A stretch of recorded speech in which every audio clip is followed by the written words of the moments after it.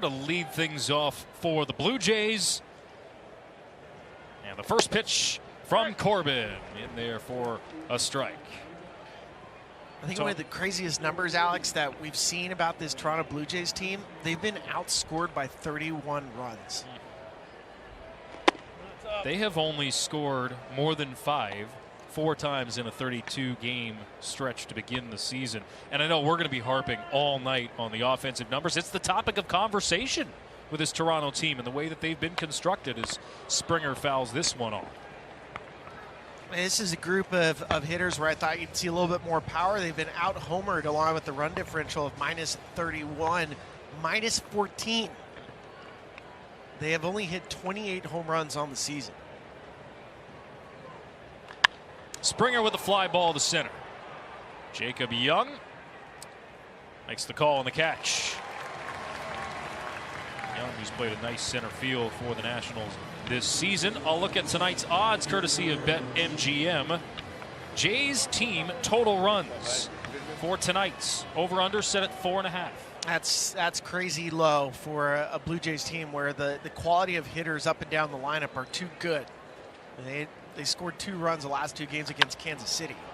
Vlad Guerrero Jr. serves this one the other way. Diving effort from Alex Call. He traps the ball. That's a nice play. Throws in quickly. Otherwise, that could have been even further trouble in the corner. It's a double for Vlad Guerrero Jr. He now has hits in 6 in a row. Perhaps he's turning a corner. Well, you're hoping so because he's hitting much better with guys not on base, 288, but then when somebody gets on, he's hitting below 200. Nice effort from Call. Actually just barely saved it from getting past him. You probably look at maybe a triple for Guerrero. But that's a 6th double of the season for Vlad. He's now 8 for his last 22. And that'll bring up Bo Bichette. And it was interesting talking with John Schneider, the Blue Jays manager, as Bichette fights this one off foul, that he believes that Guerrero is closer to turning the corner just with his way he's tagging the ball. Hard hit rate is still good. Bichette, it's been a little bit weird to try to find a way to get him going. Well, He's his last 25. He's hitting the fastball, but he's not hitting off speed. And Bichette shoots this one up the middle in the air. Young tracking back, makes the catch. Guerrero tags from second, heads the third, and there will be no throw. Much better start for the Blue Jays. They're able to move the runner over here on the hard hit ball from Bichette as we take a look at the Blue Jays, or rather at the Nationals defense. At the Armo Vargas, Jacob Young, Alex Call from left to right in the outfield, Nick Senzel, C.J. Abrams, Trey Lipscomb, and Joey Meneses around the horn in the infield, with Riley Adams behind the plates. Still without Lane Thomas on the 10-day IL. But they're hoping to have him back soon. There's a strike on the inner half to Justin Turner. Well, if you're the Blue Jays right now, you couldn't handpick a better hitter with 2 outs and runners in scoring position than Justin Turner, especially the numbers against Patrick Corbin, almost 40 at-bats. It's no small sample size either. No, you're hitting 410 off somebody, you want to make sure he gets to the field, but right now he just got painted on. Yeah. Corbin 4 for 4 first pitch strikes, and he has Turner in an 0-2 hole. Spinning pitches around. You know, they initially brought him in as, okay, he's a good veteran clubhouse guy, and you know, maybe he'll contribute, you know, something, but boy, he has just exceeded every expectation and continues to produce this deep into his career at age 39. Well, you hear, I mean, he's a pro. Yeah. He's a pro's pro.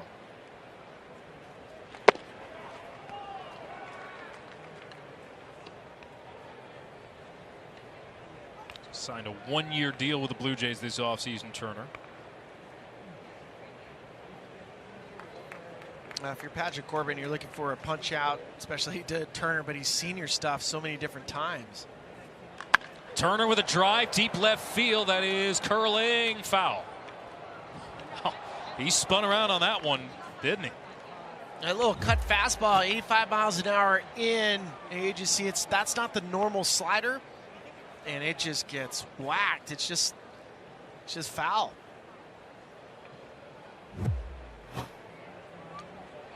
Seventh pitch of the at-bat. And Turner serves this one up the middle, easily handled by Trey Lipscomb, who was in the right position for the line drive. And a budding superstar, Jacob Young, to lead things off against Yusei Kikuchi. Seventh start of the year for Kikuchi. He's lowered his walk rate big time, more than half over the last 2 seasons.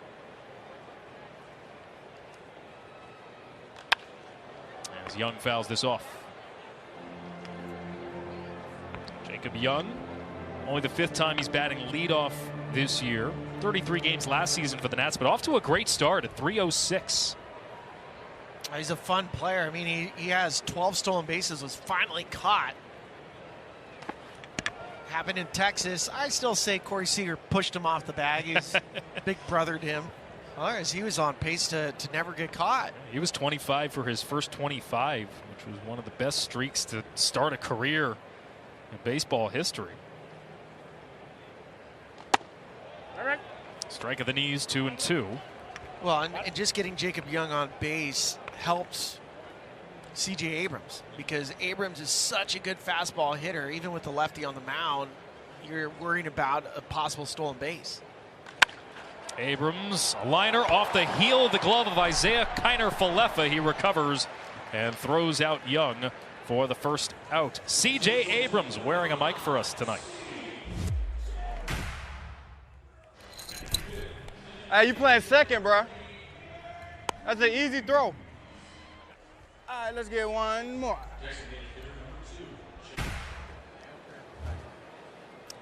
Well, Abrams is, I hesitate to say just a budding star. He's a budding superstar if things continue at the pace that they're at right now. Well, you just see the swagger, you see the confidence, you can hear the chains when he's walking around. I mean, he's something special that commands the room. As soon as he comes in, you can see the smile. Guys are lighting up when they see him.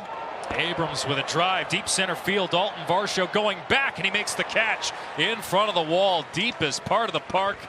And Abrams gave it a ride. 104 off the bat. This is really impressive from Dalton Varsho in center field. He has one of the best reaction times in the outfield. And we know Kevin Kiermaier has been roaming around in center field for Toronto. He might come back this weekend. But Varsho has been one of the league's best as outs above average. Right now it's sitting at 7.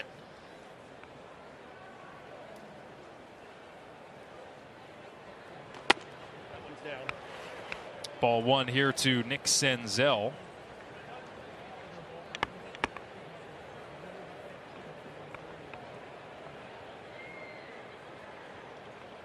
Senzel, who's hitting .229. We heard Tricia talking about it just before our first pitch of his play lately. Let's spill the beans on Kikuchi. All right, Kikuchi, ganbate means go for it. He was so good in Japan using the curveball. That curveball usage is really important. And victory toast. After the game, if Kikuchi wins, he shares with his teammates some very delicious Japanese whiskey known as Yamazaki. And so the team always looks forward to Kikuchi Day. It has become Whiskey Win Day for Toronto. And you were teammates with Kikuchi for a little while in Japan. Yep, I played with him. All right. There's a strike. We'll get into that more a little bit later. So we see Nick Senzel here. 5 homers on the year. All in the last 9 games. He was formerly a big-time prospect with the Reds before coming here to Washington, D.C. Had a freak accident prior to opening day. Broke his thumb while taking infield warm-ups. That prompted the Nationals to call up Trey Lipscomb, who was stuck with the big club. A couple of homers last Sunday for Senzel, part of that 9-game stretch, and he works a 2-out walk. Let's give you the defense for the Jays. You mentioned Kevin Kiermaier. His reactivation seems imminent. Kiner-Falefa and Guerrero, a couple of Gold Glove winners. Ernie Clement playing at third, Bo Bichette at short. Danny Jansen doing the catching here tonight. Here's Joey Meneses. This entire Nationals team struggled to hit against the Rangers. He had just 1 hit in that 3-game set. And he'll ground into the final out of the inning here. One in the books in D.C. No score. Whitaker here with you in Washington, D.C. Interleague battle between the Nationals and the Blue Jays. Corbin back to work. First pitch fouled back by Keibert Ruiz.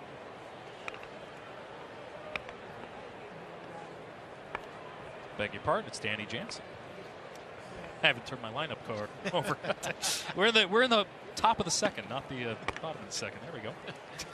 You always got to remember to flip the card. Yeah, exactly. over. Got to flip the card over. Or like you have your iPad going. So I do have the iPad. You're smarter than I am. Very, very, very smart.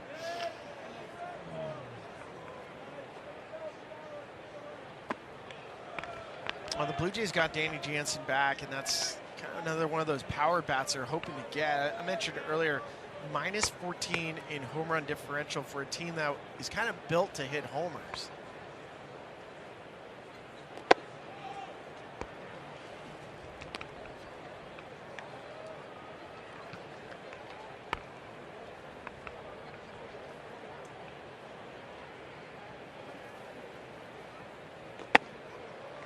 Jansen with a 5-pitch walk. Corbin, who had thrown 12 strikes out of his 14 pitches in the first inning, issues a leadoff walk to Jansen here. Take a look at Corbin. I mentioned earlier, look back MLB ranks since the start of 2020. Last 111 starts, he has 60 losses, just 27 wins. Quite a fall from grace since earning the victory in relief. The 2019 World Series. This ball is socked to left and down for a base hit for Davis Schneider. All the way to the wall. Jansen to third. And he'll be held up there. Stumbles and falls, but there's no throw back. Schneider with a double. And the Blue Jays are set up with second and third and nobody out. Well, when Davis Schneider first got to the big leagues last year, he was impossible to get out. They renamed him Babe Schneider. Just rips it down the left field line, and here's Danny Jansen. Carlos Feebles is trying to hold him up. That's one way to do it.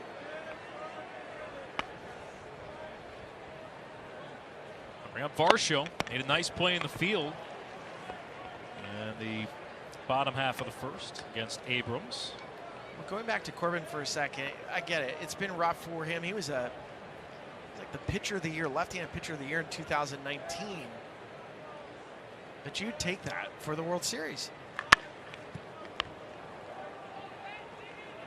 I mean, he was so important to the Nationals in 2019, and we get it. There was a lot of great stories from Howie Kendrick hitting a homer to just this group of guys that helped win that World Series in 2019. Max Scherzer, Juan Soto, but Patrick Corbin was right in the middle of it.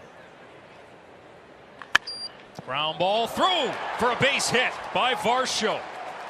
One run is in. Here comes Schneider around third. He will score. It's a 2-run double for Dalton Varsho. And the Blue Jays have an early lead.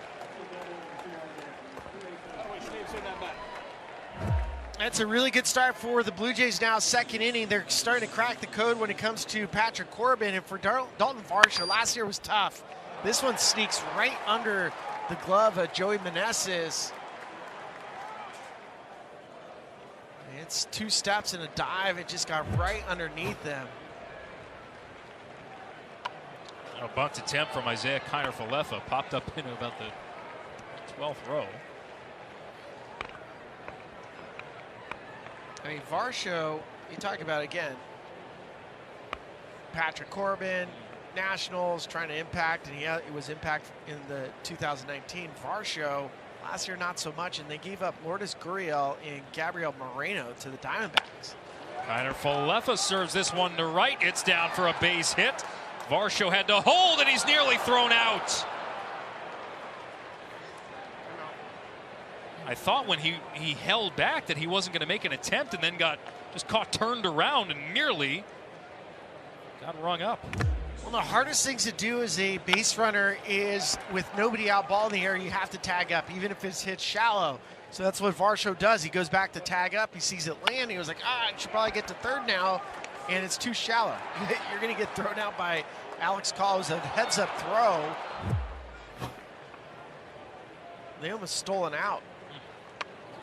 Blue Jays lay down a bunt. It's a perfect one to move the runners over. Ernie Clement does his job. And that's just the first out of the inning. You count that as a swing. Blue Jays being aggressive. 7 of the last 8 have swung on the first pitch. Well, I love manufactured baseball. I mean, I just do. First and second, nobody out is the only scenario to bunt. The only one where the opportunity to score increases. Infield in. Trying to limit the damage here as the lineup turns over to Springer. Well, the Blue Jays have to do something. If they're not going to slug, which they're not doing right now, they have to find ways to score in other varieties. It's good to see right now because it started with Danny Jansen. So this is all manufactured for the bottom of the lineup. You're trying to get the top 3 guys to get going.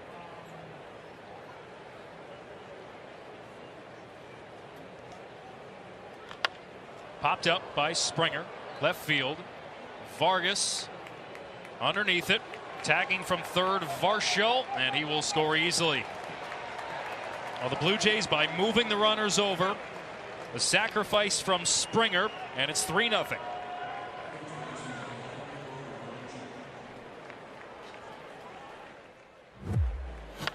That's a good looking inning for Toronto so far. So he's scored 3 runs, and you've done it in ways that didn't require a homer.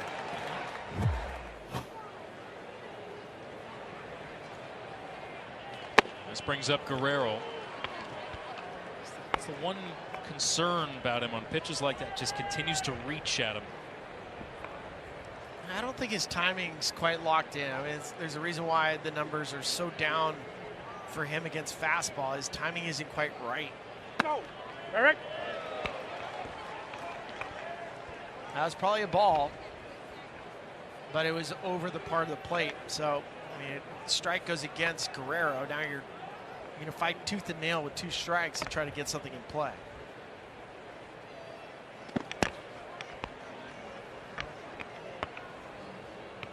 A 1-out double in the first inning. You're talking about the numbers on the fastball for Guerrero. He's currently mired in the longest home run drought in a single season since 2019.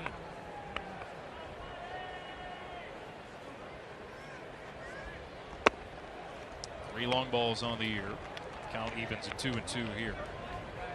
When you talk about this portion of the lineup, 2-3. Until this Tuesday, the Blue Jays had gone 12 straight games without Guerrero and Bichette recording a hit together in the same inning. Guerrero on the ground to third. Senzel 1 step back, throws across, and that ends the inning. But the Blue Jays manufacture 3 runs on 3 hits, and it's 3-0.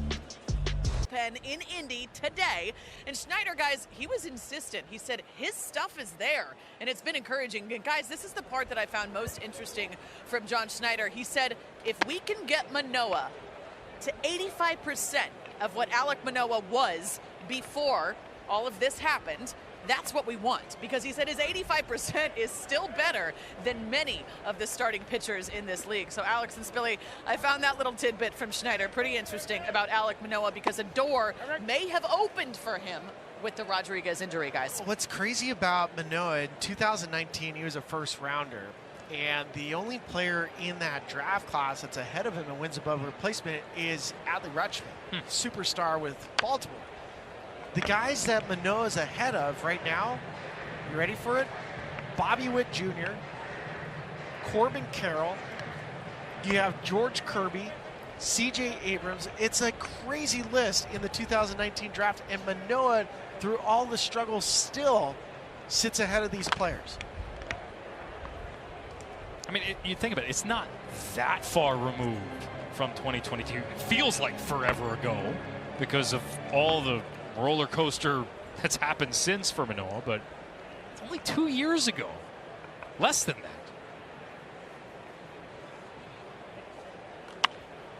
And again, I think the idea from John Schneider is you're not asking him to have a 2.24 ERA over a full season. You're not asking him to finish third in Cy Young voting. You just want him to be consistent. You just want to, you just want to see him pitch. Right. The 2019 draft, 11th overall. C.J. Abrams was taken 6th. Keibert Ruiz DHing tonight for Washington, and this is foul once again.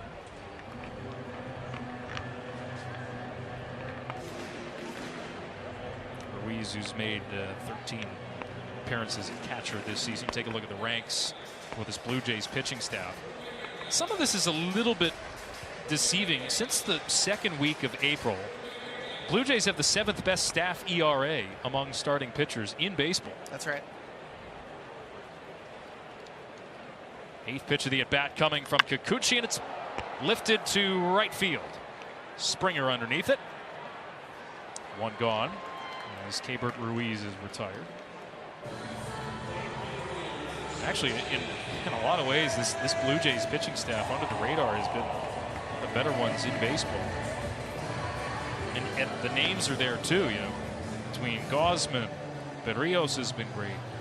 Bassett, who's always been a glue guy wherever he's been.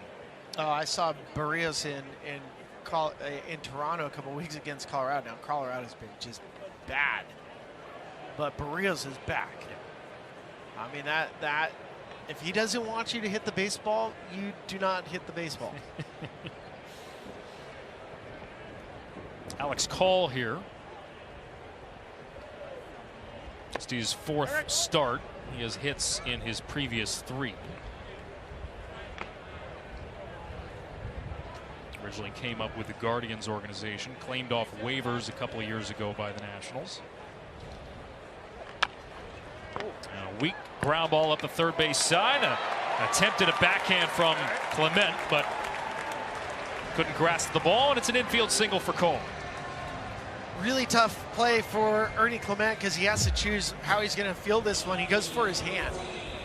And it's almost hit too hard to try to go bare hand. He might have been better off going glove, quick exchange. He goes bare hand, and it's in between hop. Alex Call will get a base hit on that one. Swinging bunt. You love those as a hitter if that's your first at bat of the day. Small sample size. He's now 5 for his first 11 this season, Alex Call. And the box score, that'll be a sharply hit single. Yeah. Nobody cares. Ildemaro Vargas here. And Vargas shoots this one up the left field line. It is off the top of the wall. Rounding second, heading the third. It's Call. He's there. And Vargas with an extra base hit. And the Nationals are set up with men at second and third.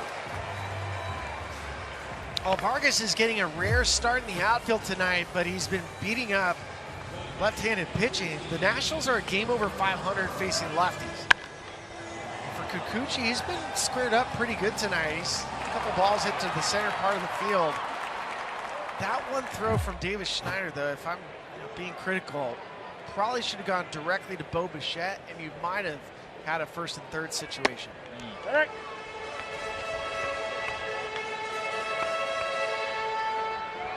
Riley Adams.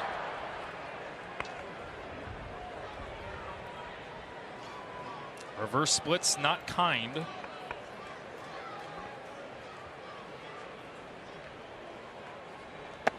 Field back for Toronto, up by 3. And the Nationals hoping, we're talking about offense, as you take a look at the background on Adams, former draft pick of the Toronto Blue Jays. Hoping to get their offense back in gear after managing just 2 runs against the Rangers. Somehow they managed to win one of those games. And you look at their record at 15 and 16 on the season, and given how young this team is, and that's why we described it a little bit as a little ahead of schedule. He'll take that. Yeah.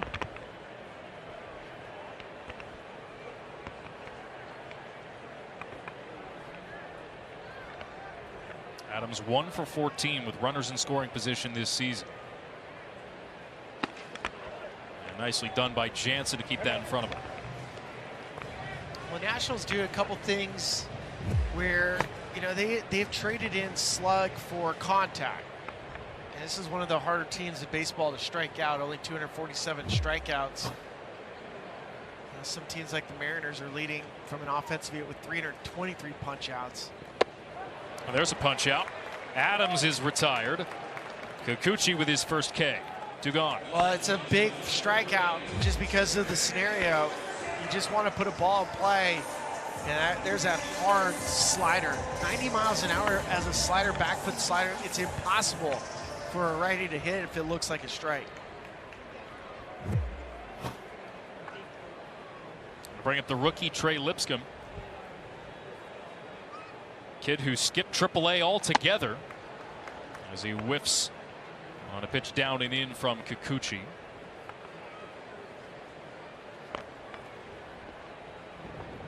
Lipscomb earned a spot on the opening day roster if we talked about Senzel's freak injury. And it was a last-minute call-up. He wasn't available for opening day, played the next day. Lipscomb said he really enjoyed soaking in everything he could from Ryan Zimmerman, who was hanging around spring training with the Nats this preseason. It's a good one to soak some things up from. I mean, he's basically one of the best Nationals ever. Lipscomb, 23 years of age, just 2 seasons removed from leaving the University of Tennessee, where he was a first-team All-American. High hopes for him. A local kid as well from Frederick, Maryland.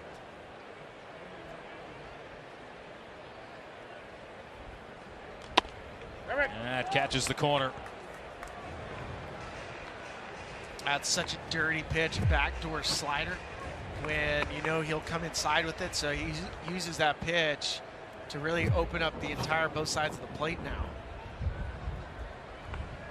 It was a backdoor curveball.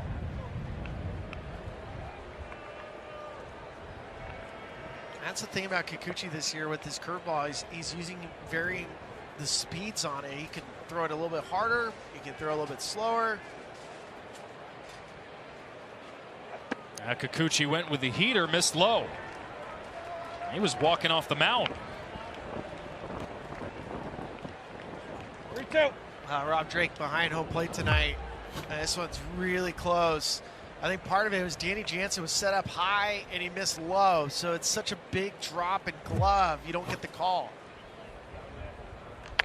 Payoff off the hands, dribbling towards short. Clement cuts it off, fires across in time. Nice play. And it prevents a run from scoring. Built up big time in the last couple of years.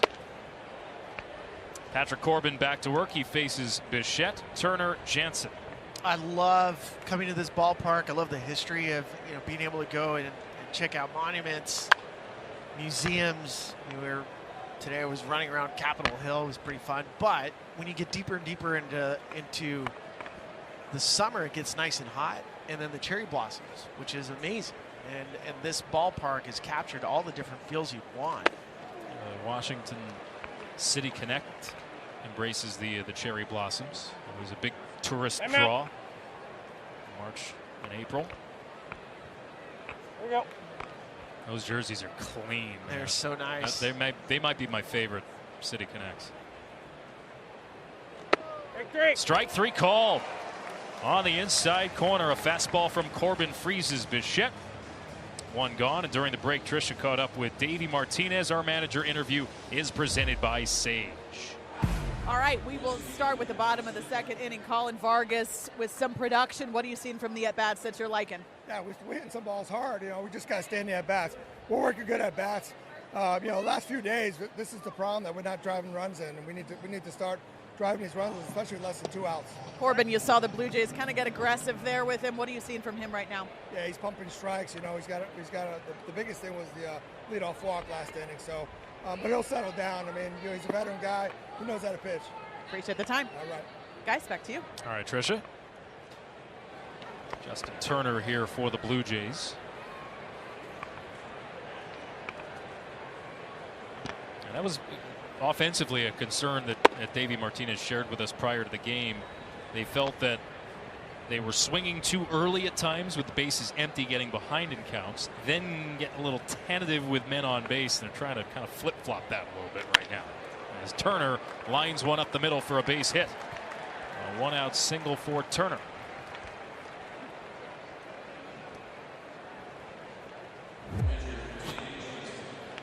Well, Justin Turner continues to torment Patrick Corbin. This is a changeup away. Gets off the end of the bat a little bit for Justin Turner. This season, he's hitting now back over 300. You love the OPS numbers, on base plus slugging. Anything over 800 is great. He's at 890. That's just impressive. Jansen with the pop-up in the infield. And the catch made by Lipscomb.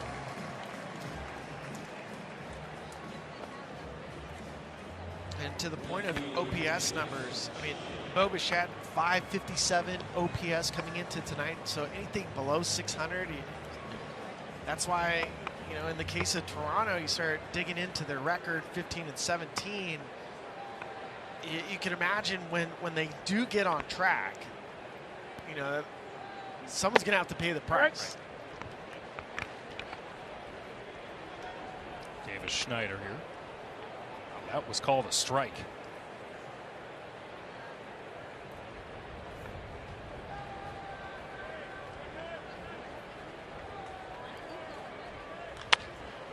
Schneider lifts one to right, tailing towards the line. It will reach the seats. One of my favorite stories last year had to do with Davis Schneider. We ran into Mark Shapiro, who's the president of baseball operator, one of the presidents for Toronto Blue Jays. And when they originally called Davis Schneider, this guy was on the verge of retiring from baseball. He was going to go and be a firefighter.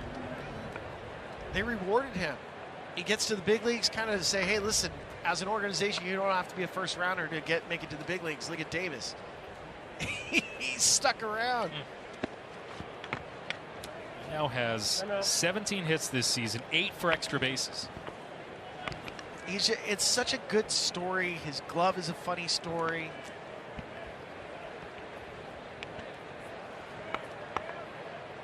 I mean, every organization needs to have a Davis Schneider, somebody that has gone through every scenario.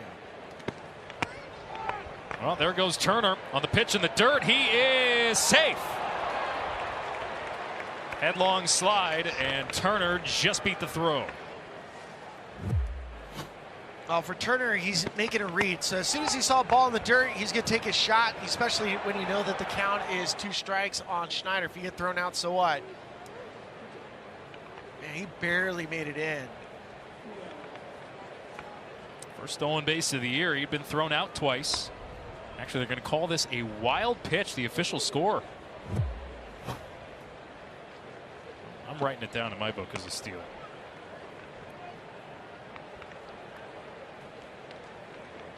You can go yell at the official score for me. I don't feel like confrontation. I'm not going to yell. That's right. You would not.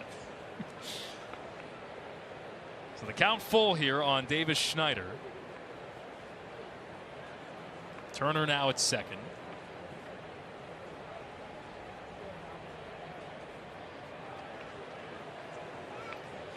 Schneider had an explosive debut last year, homered in his first major league at bat. Went 4 for 5 with 4 runs batted in his first game. And it has carried over in some ways to this season. Stays alive here. Schneider from Berlin, New Jersey. Never really expected to get as far as he did. I mean, he really, even talking to him, he's obviously very confident, but the reality of getting drafted 20th round and making it to the big leagues is 0-0. That's a well-earned walk. He's on for the second time. Bring up Varsho. There's certain players that they grow on you, right? Like you're like, oh, he's not that fast. He's not this. He's not that. And then the response, especially from baseball people, well, can he play? Yeah, he can play. Then so what? I think we sometimes get caught up in scouting grades and pedigree and where you were drafted and blah, blah, blah. Yeah, but can you play? That's a great line. Can you play? And no one has ever second-guessed whether David Schneider can play baseball. He can play baseball. And he has an all-world mustache.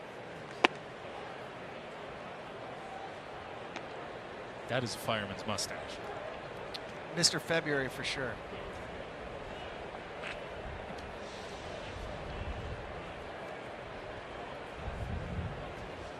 Blue Jays up 3-0, looking for more.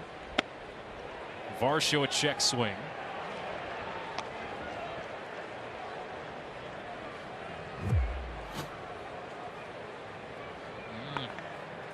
It's tough to tell where that camera angle is of the well down there, but earns the no swing call. And the count now 3 balls and a strike. You heard from David Martinez. He said Patrick Corbin got in trouble with the leadoff walk in the second inning. Well, now you have a 2-out walk to David Schneider.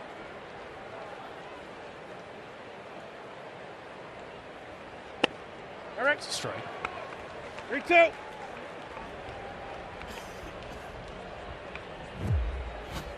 This is painted right on the edge. I mean, Corbin can't really live in the middle portion of the plate, so he has to be right. He has to be very fine.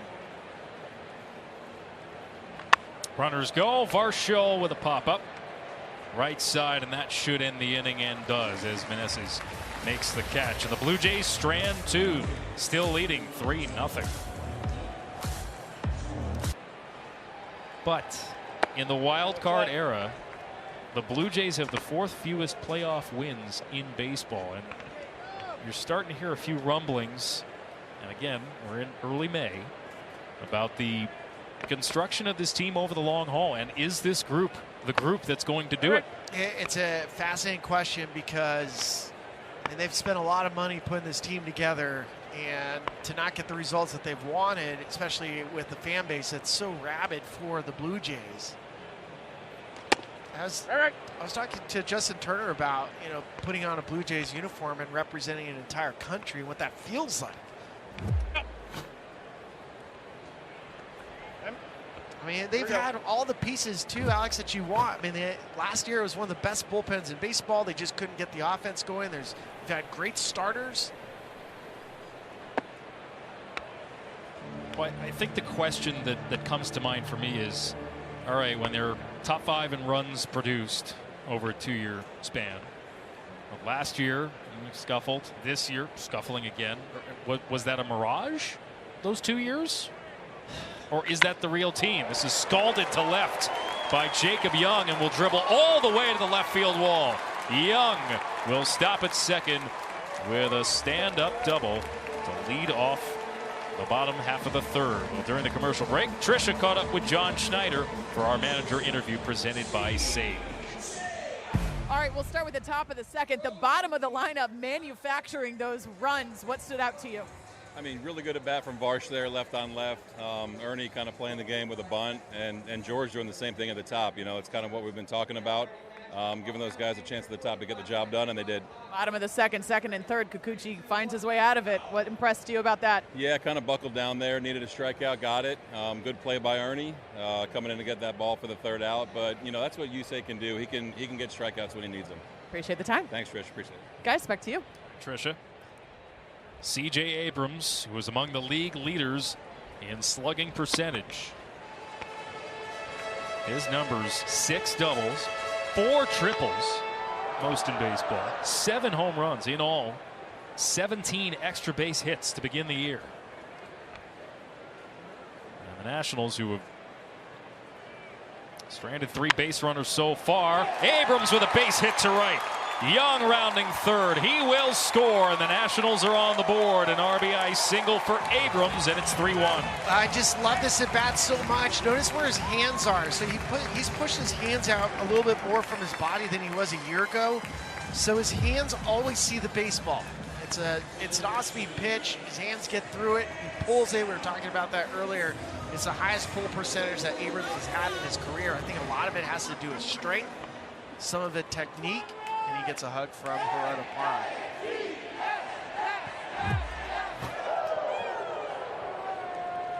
Bring up Senzel. And a strike on the outside corner.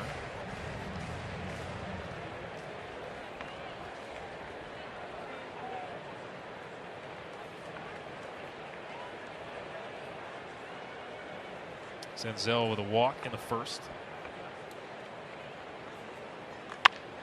Senzel with a ground ball to second. There's a flip for one, and they can't turn it. Go!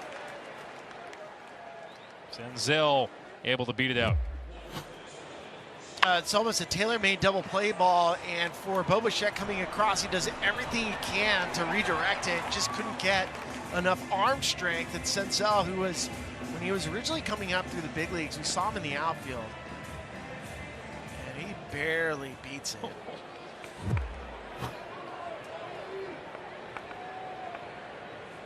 Just the first out of the inning.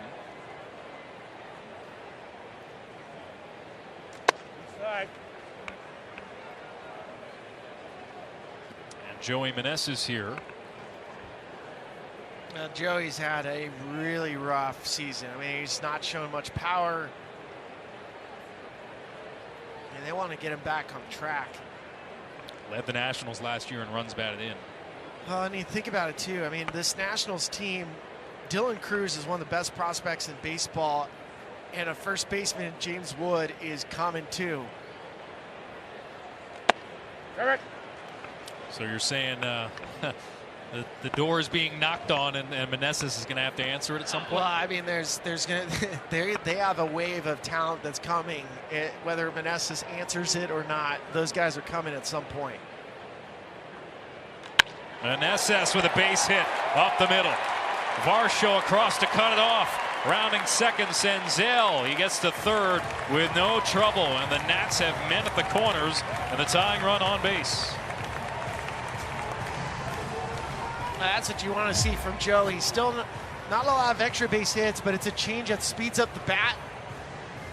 Comes off his bat at 100 miles an hour. Nice base running from the Senzel. Go first to third. They got traffic again. Two innings where the Nationals are able to possibly put a run up on the board.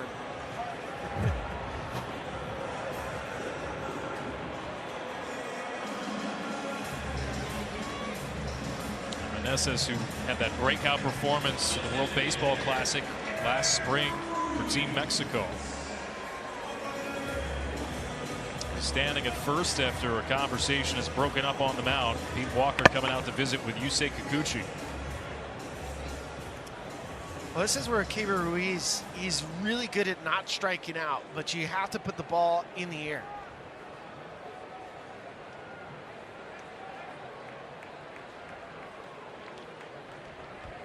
Strikeout rate, one of the best in baseball over the last couple years, but this is a ground ball to short. A flip for one on to first. Double play. And the Blue Jays limit the damage to just one. But the Nationals are on the board after an RBI. And what did he do? Well, he pulled it. I mean, look, a hitting coach is always going to want you to stay in the middle portion of the field, but sometimes you just have to get the head out.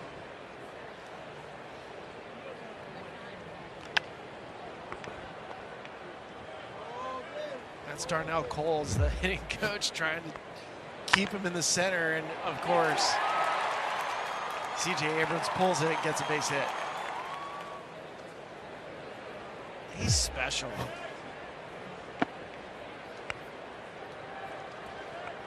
Falefa leading things off for the Blue Jays. Going back to Abrams, he was the key piece in that Juan Soto trade. Yep. As Falefa stays alive. Last year began the season as the third youngest player in all of baseball. And he's now in his third season officially. He's still just 23 years of age. And they feel he's rounding a corner in terms of his confidence at this level. Well, and there's something to be said about that. I know Ricky Gutierrez has spent a lot of time, and Ricky was a long-time major leaguer. Attention to detail. What your routine is, how you sleep, how you eat. Gonna have Senzel cut this ball off in front of him. Senzel with a 5-3 put out. And He accepted it. Would you prefer to have Juan Soto right now, who is still one of the best hitters we've ever seen? He's still 26 years old. Or would you like to have that prospect package, which included C.J. Abrams and James Wood? Clement drops one into the right center gap. This gets all the way to the wall. Clement hustling around first. He's going to make the turn at second. Going to third. Here comes the relay throw. It is not in time. A one-out triple for Ernie Clement. To me, this is the most exciting play on a baseball field because it all starts out of the box. You have to have in your mind that you're going to get to third base. As soon as he hits it, look at him go. He's trying to get to top speed. Well, to give you an idea, it's 30 yards from home plate to first. That is a 90-yard run. It's basically, especially with the turns, it's 100 yards. Wow, what a close play. And it's being challenged. We have a replay review, and it's powered by Zoom. So New York gets involved here. That is awfully close. If it stands, it's the second career triple for Ernie Clement. Well, and it's a perfect time to do it, especially with one out. Nobody out, you wouldn't take that chance. With one out, you'll do it because you want to get to third base. And it's going to be really hard to overturn. I think he's safe. He's safe. You got it. But this is baseball's equivalent of a 100-yard touchdown return. Yeah. That's a triple. Brian Gorman's with us, former Major League umpire. What'd you see, Brian? Yeah, I think this call is going to be either confirmed or stands. I don't think they have enough video evidence to say it was overturned. All right, you're right on it, Brian. We appreciate it. Bang bang play, but Ernie Clement beats it out, and he's in scoring position with one away.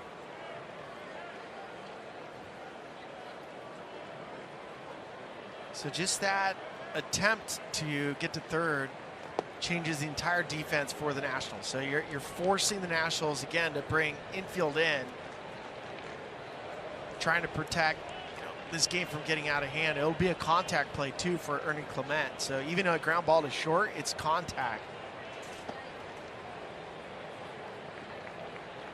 Problem is Corbin has fallen behind Springer. Well, the challenge here for George Springer is, you know, the next pitch is going to be inside. So are you willing to get the bat head out and just let it fly?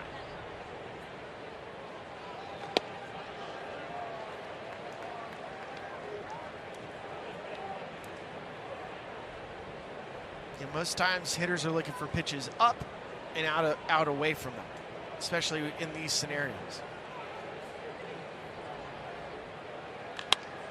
Hot shot to short, cut off by Abrams. The throw home in plenty of time.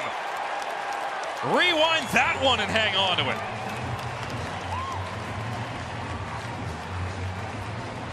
Yeah, this kid is special. I'm telling you, it's 107 miles an hour off the bat. You have to have cat-like reflexes. 2 steps, spin, throw a dime. I mean, that is incredible.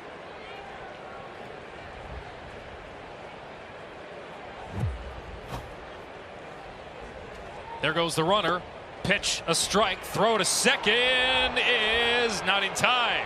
But this could be trouble. Springer went headlong and made heavy contact with Trey Lipscomb. And he is slow to get up.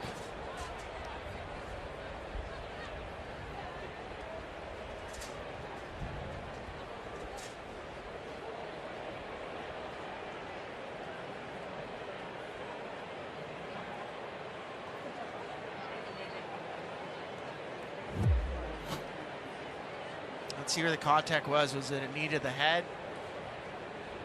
Yeah, it looks like the left knee to the head of George Springer.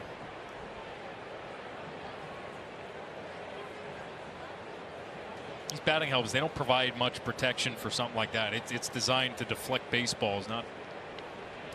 Yeah, you just see Larger it. Like it's subtle, but it's, you can tell it might have jammed his neck.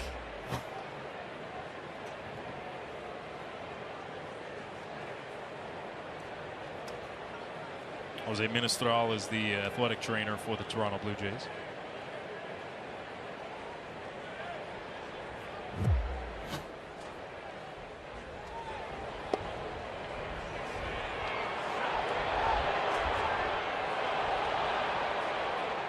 That ever happen to you? Not like that. I mean, you'll on occasion you'll bump into somebody, but sometimes the helmet will pop off. There's heightened sensitivity for good reason around concussions and the evaluation of potential concussions. And it's far less up to a player anymore whether or not they stay in a game. Springer's going to stay in here. Springer has had one before. I can see, I mean, just the side of his head. See right on the right, on his right, on the forehead where the contact was made. So Springer with a stolen base. Blue Jays already have 2 hits with runners in scoring position today.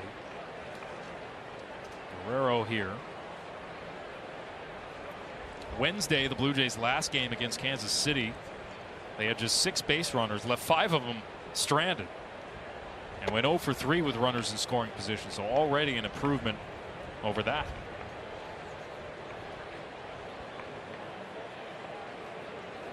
Big spot here for Guerrero. We've talked about his struggles with men on base in particular this year.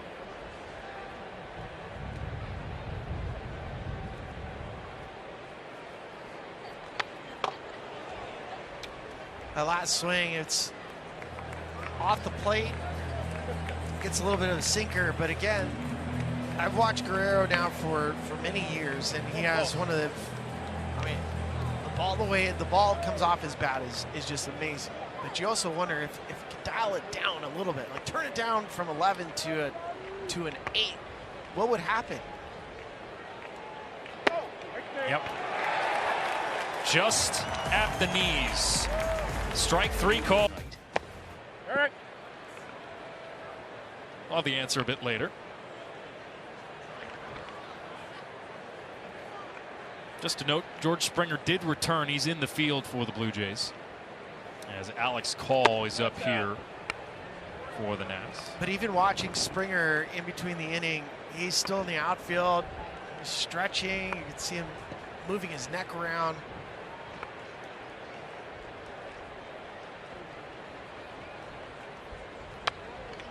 It was not the lead trainer that came out to take a quick look. It was Voon Chung, the assistant. But even so, they're both trained to do an on-the-spot evaluation. All these guys now take baseline tests.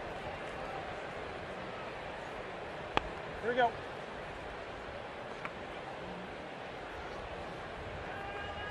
Ball and 2 strikes to Call. And Call waves and misses at a pitch in the dirt. Actually, they're going to say this was right into the catcher's mitt. So no throw required. 1 gone. All right, update on some action from around the majors here tonight. Thairo Estrada in Philadelphia. This will wind up being a 2-run double off Aaron Nola. Giants have a 2-0 lead. That's the other game here on Apple TV Plus. And now lead 2-1. The Phillies have gotten on the board. Get the picture-in-picture going. Bottom right corner of your screen. Get the remote set up to do it. Phillies New City Connect. I like it. Not in comparison to the Washington Nationals, but I will say the Nationals and the Baltimore Orioles are going to match up next week, and they are matching up City Connects, okay, which I think should happen more often. Is let these teams have, like on the nights that they're going to wear their City Connects, let both teams wear them. Problem is, you get occasionally there's black on black, so wouldn't really. Yeah, everybody's like gone Cincy to like Baltimore, like everybody's gone to the monochromatic gray or blackish color.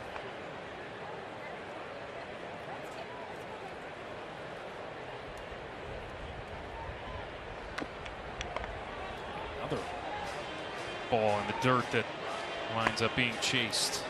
Well, Kikuchi tonight, we were talking about the curveball earlier. His usage on curveball is the highest it's been all season long. He's over 40%. This is a pitch that a year ago he was using around 15% of the time. It jumped up in the mid-20s, and right now it's at 41%. And it's not just usage, it's effectiveness.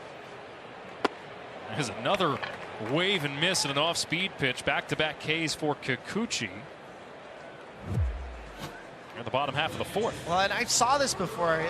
We mentioned I played with Kikuchi when he was a young pitcher coming out of Japan and with the Seibu Lions. And in the case of Kikuchi, he was viewed as the next coming of a Clayton Kershaw. And there was so much pressure on him to carry the organization forward. All right. And you could tell. I mean, Kikuchi's stuff was nasty. He was throwing 96, had a big curveball. But the pressures he dealt with as a young player in Japan, I'd never seen anything like it. So part of this, you were telling me he threw really hard in high school. And you know the Japanese high school tournament is a vaunted tournament. Yep, the Koshin. Yep.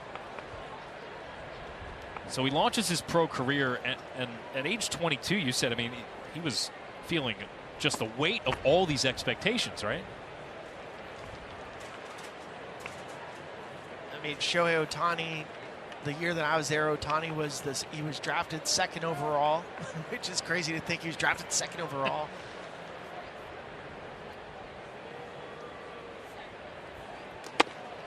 Kikuchi strikes out the side. And for the first UK. First pitch swinging.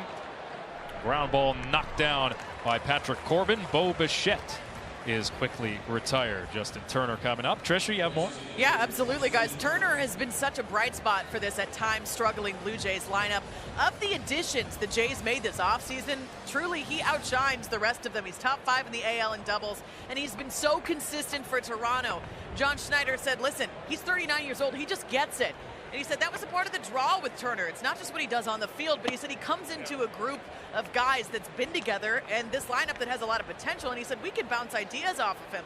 And guys, I loved what Schneider ended with when he was talking to us about Turner. He said he has been as advertised, if not better, for this team, guys.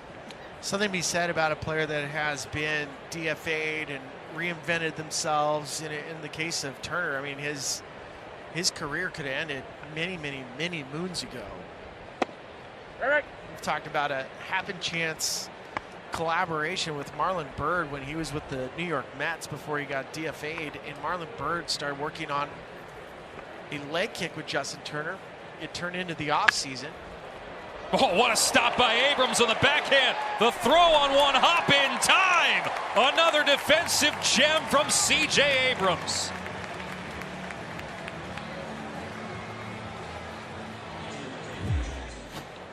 I mean, this is incredible. We've seen it multiple times. Now it's an in-between hop where he gives himself space. Now he's diving with this baseball just so he can buy himself some more time. He's made one error this year. One error. And it was in a game where Patrick Corbin started with Josh Bell. It was an in-between hop. It was nothing fancy. That's the only error that C.J. Abrams has made this year.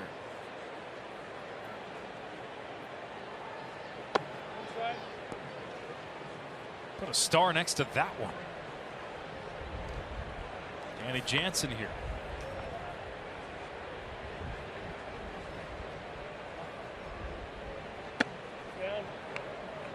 By the way, defensive changes here for the Nationals. Alex Call goes from right to center. Jesse Winker has been inserted into the game as a defensive replacement.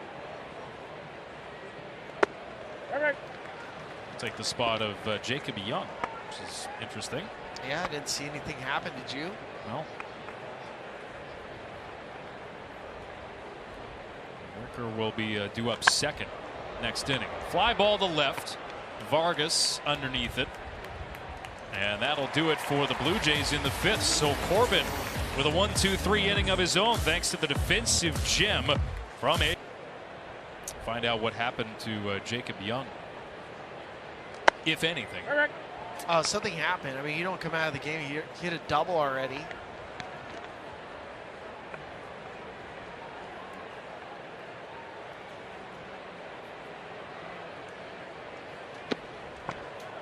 agree with you. Davey Martinez does not strike me as the type of guy that has some sort of book and just says, well, we're making a change here. No, Something happened. Yeah, something happened. I don't know what it was, but something happened.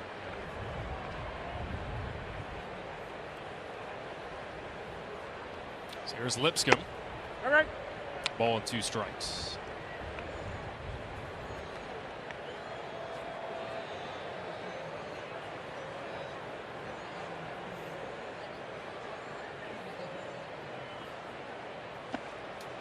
Two and 2. Lipscomb, as we mentioned, skipped AAA. He led AA, the Eastern League, in hits last season.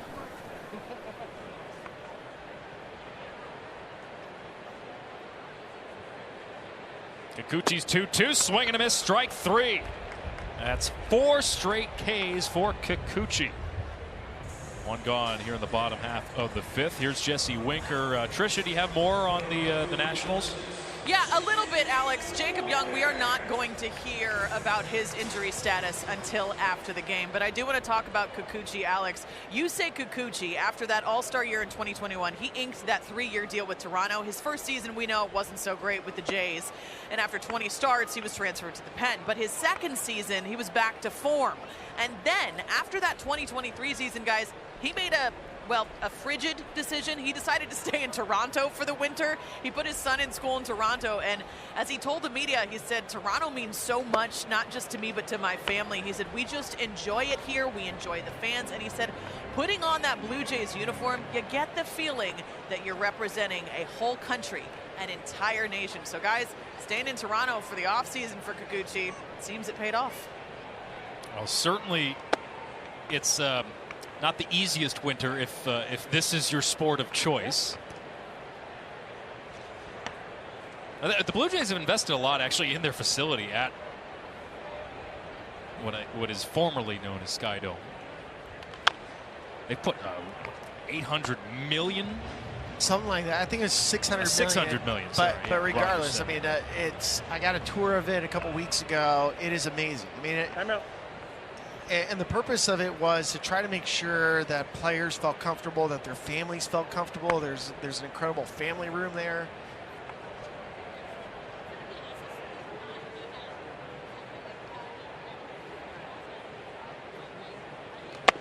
I could have the figures wrong because it's the conversion rate. Oh yeah, the conversion rate got you. But yeah, beyond the dimensions of the field changing, the amenities for fans in the ballpark, and then you go underneath, and that's where it's like a cruise ship. So much has changed there. Another strikeout for Kikuchi. 5 in a row. As Abrams comes up to the plate, he's wearing a mic for us tonight. Hey, we're going home.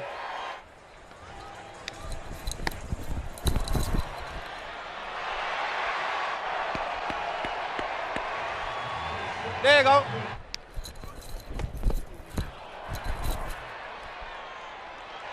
Yeah. He sounds like Santa Claus coming to town. Sleigh bells jingling. I mean, what an exciting player to watch. You know, I was impressed, Billy, sorry to cut you off, with that throw and how composed he was making that throw on one hop. He looks like like the game is slowed down for him. I mean, he's just playing. All right. He's got his work cut out now. I mean, 5 straight strikeouts for Yusei Kikuchi, who's just dropping curveball after curveball in the strike zone.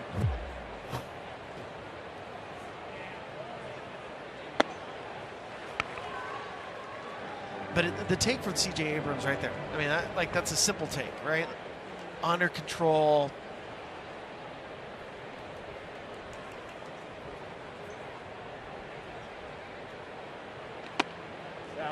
No.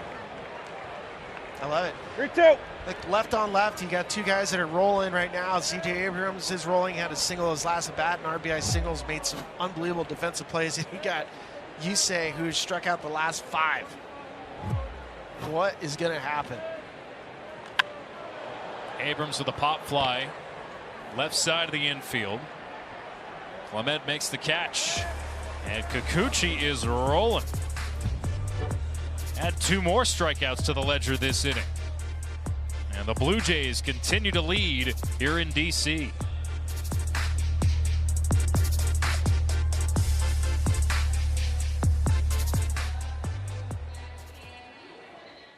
Era of baseball here in Washington that was one of the best in the National League. From 2012 to 2019, this Nationals club, a World Series title obviously at the end of that stretch, 5 playoff appearances, 4 division titles. Davis Schneider, a ground ball to short. Abrams on the run, makes the play. And of course, over the last 3 years or so, finally closed the book in a lot of ways on it, as Varsho squares around. Steven Strasburg officially filing his retirement papers. There was a kind of a contract dispute of how they wanted the rest of the deal to be paid out. And he's one of those talents that you wish he never got hurt. Yeah. Just to see what he would have done. He was a strikeouts per 9, over a 10 for his career. He was impossible to hit. And the final year where he was really healthy, he led the National League in innings pitched, led the league in wins, helped win a World Series, signed a massive contract at the end of it, and the Nationals, they saw less than 35 innings from that contract. That's crazy. But he left it all on the field. I mean, you talk to his teammates from Ryan Zimmerman on, I mean, they loved him. The city loves him.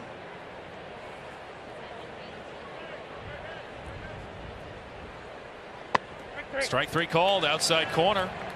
Talk about Kikuchi rolling. How about 6 in a row for Patrick Corbin? Yeah, Patrick Corbin looks good tonight. I mean, we're watching him. He's pumping strikes. He's been able to pitch around some traffic. We're talking about the end of the Strasburg era officially with his retirement. Since the end of the 2019 season, Washington, it's always hard when you have a championship club to gracefully turn the page and try to rebuild. And we've seen teams get stuck in these ruts. Kiner Falefa grounded to third. But the Nationals have turned things over rapidly in their rebuild, and they appear to be on the other side of it now. Blue Jay through to MLS Cup. Inter Miami, top of the table.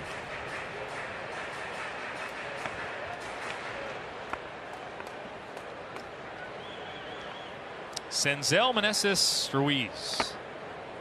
Kikuchi racking up the strikeouts, 5 of them in the last 2 innings. Well, once he started settling in on the curveball, it started happening quick. And we're seeing a 77% strike rate with the curveball, which is ridiculous. I mean, he's thrown the curveball tonight now 34 pitches, and out of the 34, he's thrown it for a strike 25 times. So our lead researcher, Anthony Orza, gave us this great note. There's been a 100-point drop in average and a 200-point drop in slug on that curveball. So not only is he using it more, it's become, in a multiplicative way, more effective. Well, the league in general has had trouble hitting the curveball for the last couple of years. And the best way to describe it too, Alex, so guys are throwing their fastball top of the strike zone. The best pitch that pairs with it, if you have it, is if you have a changeup, use that. If you have a curveball, use that, because now you can pitch north to south versus east to west. So there's a fastball, 96 up. He can throw a curveball off of it. It's going to come out of the hand, looking in the same spot as a fastball. So it's such a deceptive pitch because it pairs perfectly with a good fastball if you're at the top. Payoff, swung on and missed. Strikeout number 7 for Kikuchi. It's just too much to cover. There's too much discrepancy when pitches. This one's a slider, so that now you have an entire range of velocities that a hitter is having to contend with, and it's in the strike zone.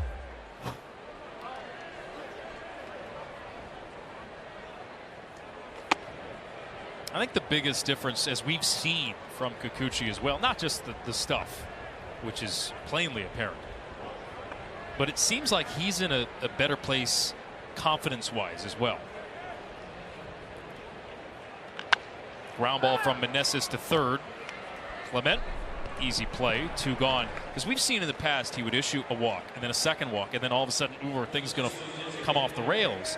He had the 2-out walk in the first inning, nothing after that.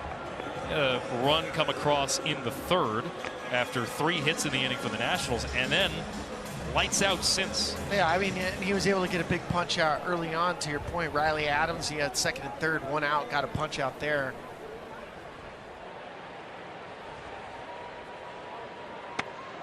But think about it this way. So Kikuchi's topped out at 98 miles an hour today.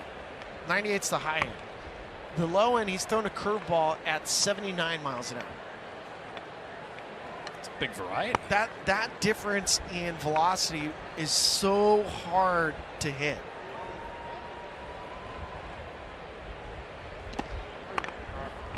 Bounce that one there to Keibert Ruiz, who's 0 for 2. This is one, Kikuchi, of many decisions the Blue Jays are going to have to make in the next little while. We alluded to this at the beginning of the day. Yeah, we're in early May. Yeah, the Blue Jays are only 2 games under 500, which, considering their offense, is not bad.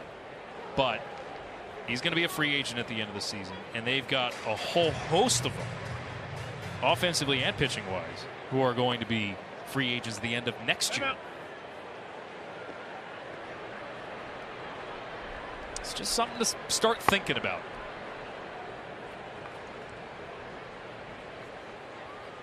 Trying to get through 6 here. Yeah, trying to get through 6 for the 5th straight time. Yeah. 5 straight starts.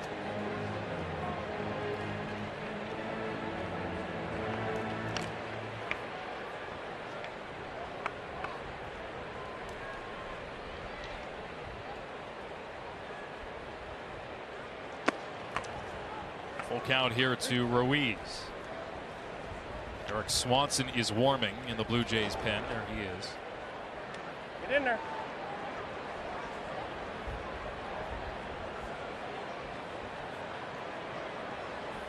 Swanson still ramping up after an injury early this year. Kikuchi's payoff is fouled off. You always hear from a player's standpoint, don't worry about those things. Go out and play, and you'll earn it. You don't have to worry about it. Ooh, gosh, that's a really tough spot.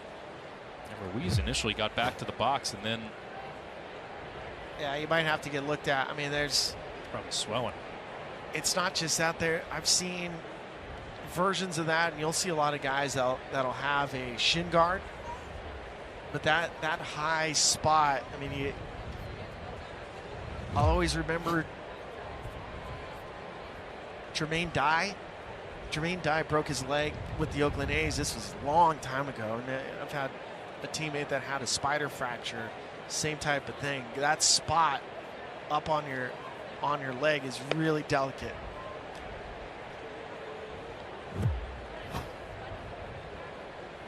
Dave Gilbert, the athletic trainer for the Nationals.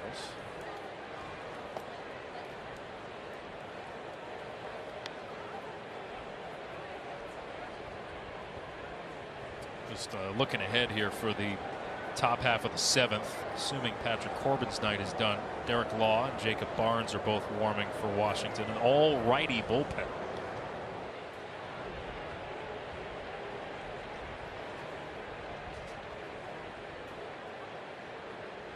Oh, man. Ruiz stays in there, nearly did it again. Man. See how close it was to getting him again. Oof.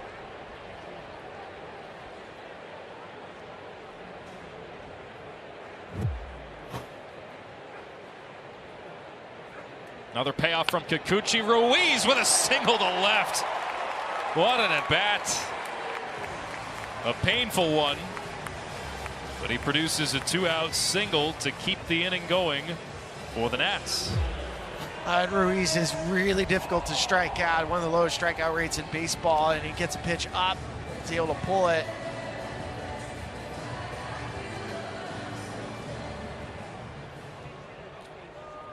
It was pitch number 97 for Kikuchi, a season high, and Ruiz wins an 8-pitch battle.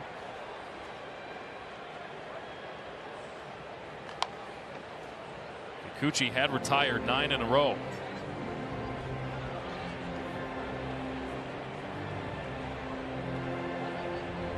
The last start that he had against the Dodgers lasted 6 innings. It was 91 pitches.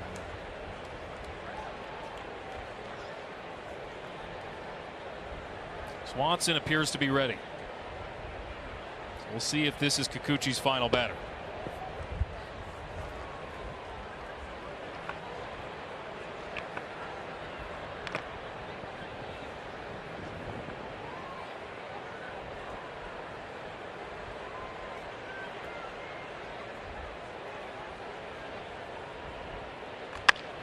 On the ground from Alex Call. Bichette goes the short way, and Yusei Kikuchi again gets through 6. 5th straight start he's done that, and the Jays behind.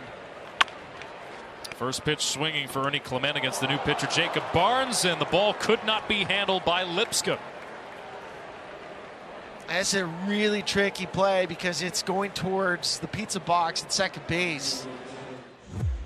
So Jacob Barnes' first pitch right back up the middle. It bounces funny there, and then it looks like it's going to hit the bag. And so Lipscomb is kind of protecting himself on a potential in-between hop. And scored an E4. As George Springer with a swing and a miss. First pitch from Barnes. 6th appearance of the season out of the pen for Barnes. He's been really good. It's a 3-pitch combo, 4-seam, cut fastball, and a little slider on occasion. All right. Called strike there. 0-2. A little low. I don't believe the call was on the swing. So after Corbin goes 6, just one bad inning. All 3 runs for the Blue Jays came in the second.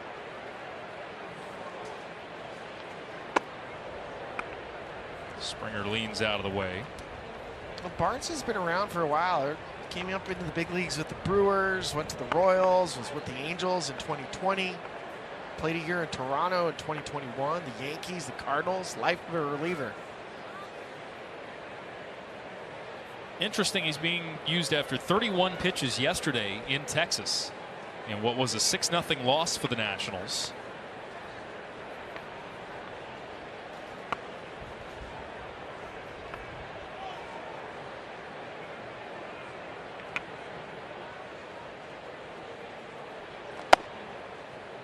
You know, 96 just off the inside edge. Yeah. 2 balls and 2 strikes to Springer. Pretty close to where Riley Adams wants his pitch. It's just hard when your thumb starts going inside, moving too much. Springer in the air to right, but Jesse Winker, again, he was a defensive replacement in the 5th, makes the catch here. I'll bring up Guerrero. Tricia. Yeah, Alex and Spilly, you guys talked earlier about what John Schneider said about Vladimir Guerrero Jr. in our manager meeting. He said he is so close to getting there at the plate, and I asked Vlad about that, and he said, I agree with the skip. He said, I'm getting there.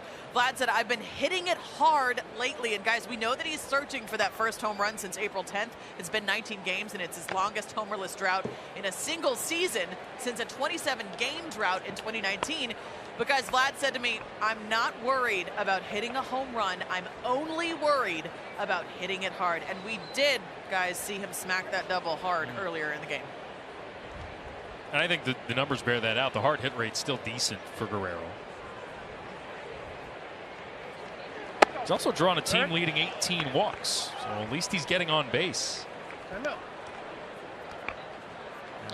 He's going to get challenged by fastball.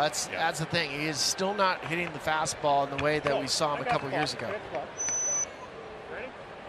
Buddy, you ready? Okay, here we go. 0-2. doubled in the first. Now his hits in 6 straight.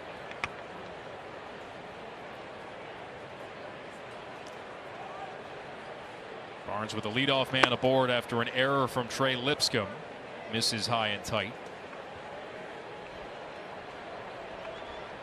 The only other time the Blue Jays had the leadoff man on, wound up scoring as a part of that 3-run second.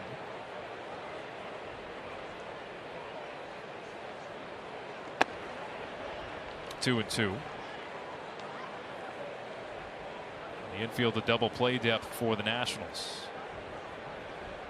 Comes an action pitch for me, a 2-2 count. Barnes is going to go fastball. Can Vladdy catch up to it with 2 strikes?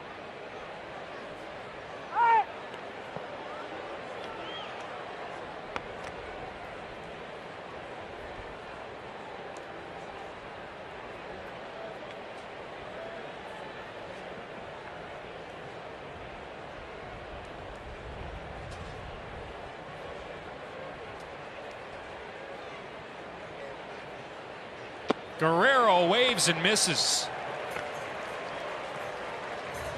Cutter that wound up way out of the zone, and Guerrero chased. I'm assuming Guerrero's thinking along the way I was too. It's just a great pitch call by Riley Adams. Just because you're thinking this is a fastball count. Guerrero is trying to catch up to fastball, especially since he saw a couple fastballs up and in. So he cheated and he got burned.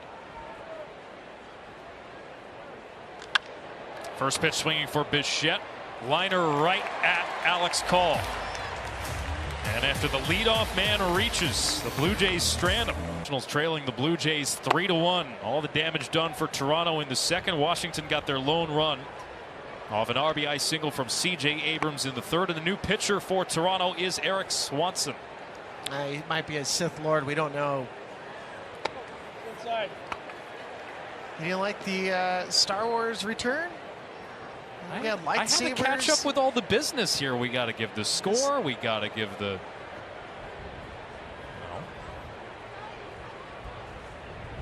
There's business to be had here. Although I know the bobbleheads were a hit at the ballpark. President's race. I got to say, that was a big let. Fell flat for you? Yeah, that was. Right. Vargas will have to stay put in the batter's box. Eric Swanson, his fastball is elite. This year it's getting hit though. Well, he can't hit what's out of the zone though. It's a 5-pitch walk for Vargas to lead off the 7th tying run coming to the plate for the Nationals. A reminder that Play Ball is baseball's global youth initiative to highlight the fun and accessible ways to play our great game. To learn more, including how to find a league near you, go to playball.org and follow @PlayBall on X, Facebook, and Instagram. So Riley Adams here. 2 years ago for Eric Swanson, he was striking out 34% of the batters. Last year when he was with the Toronto Blue Jays, it was close to 30%. This year it's at 12. Adams, a single up the middle. And the Nationals go station to station to begin the 7th, and the tying run is aboard.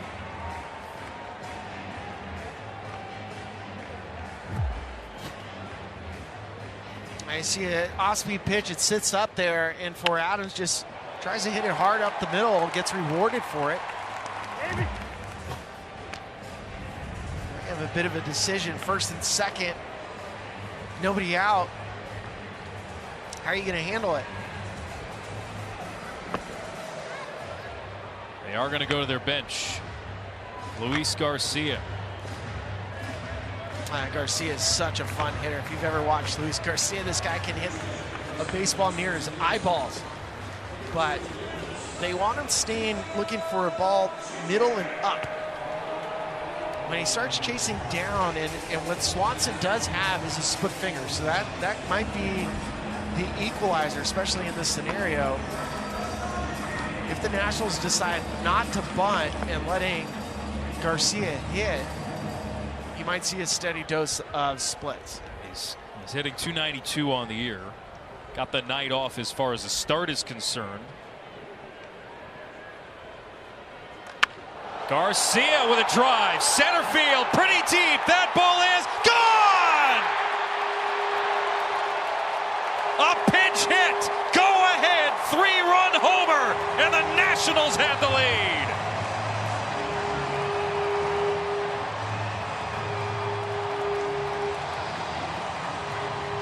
Well, Davey Martinez plays his 3-run homer card, and on the first pitch, Garcia says, "Thank you very much." A split finger, and it was up.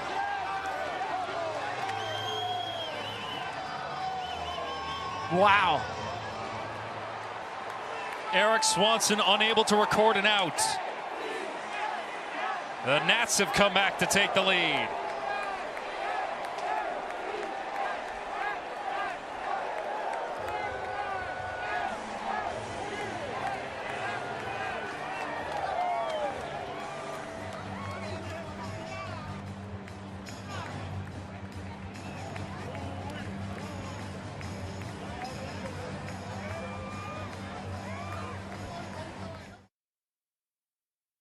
Your bad self. We're saying that Swanson most likely was going to attack Garcia with split fingers. Well, he did, and just left one up.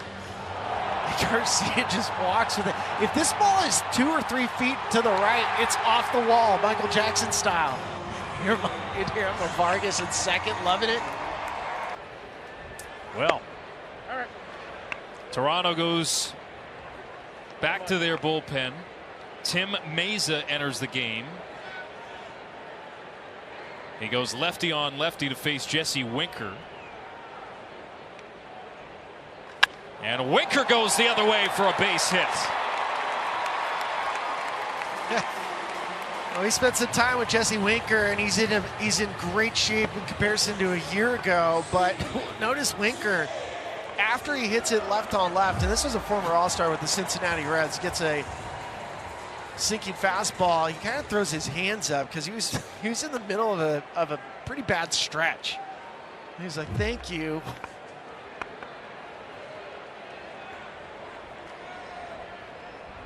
Well, he had dealt with a ton of injuries. This gets away from Jansen, allowing Winker to advance. Time out.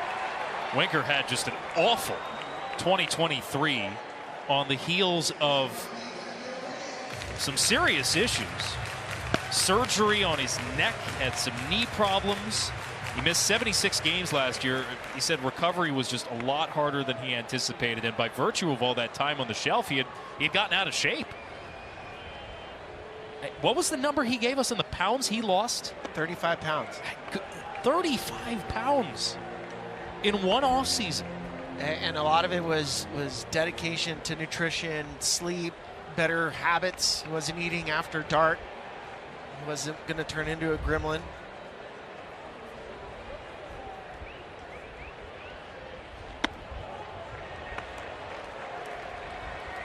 And he was challenged too when in his time with Milwaukee. Craig Counsell, Pat Murphy, they challenged him to make sure he stayed in baseball shape. And he did. He really dedicated himself to it.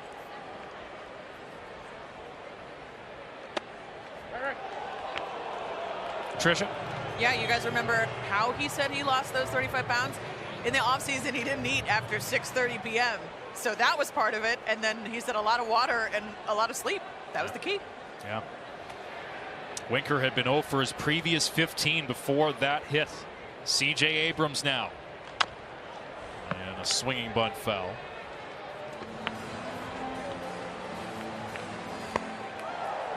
Winker signed by the Nationals to give a little bit more experience to this clubhouse. But he comes with some pop. He had a grand slam against Miami last weekend. Winker taken off for third as Abrams shoots this the other way and foul. Well, surprised to see Winker taking off, nobody out with a lefty hitting. I mean, you leave yourself open to possible getting thrown out, but You know, in the case of C.J. Abrams, if he puts it in play, he's got some open spots. So that's some of it's trust in the hitter.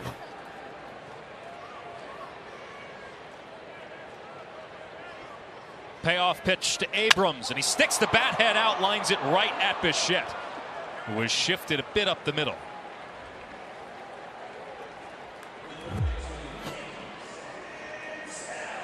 There's Mesa, gets on the side of a slider, 83 miles an hour, and almost punched into center field. Bat breaks on it. And that's the one pushback with C.J. Abrams, as much as he's been pulling the baseball. Davey Martinez, if you're staying up the middle, opposite field, especially 2 strikes left on left, you might have kept your front shoulder in long enough to pop it in over the infield. So that's where you're going to come back and you go like, oh man, like the 3-0 pitch was close, I should have walked. Yeah, but if you're also staying big portion of the field, you might have got rewarded with a base hit right there. So instead, it's the first out of the inning, and Nick Senzel here.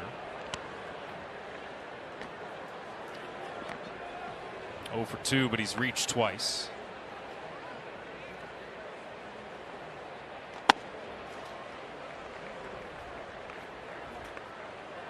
Nationals have 9 hits from 9 different players.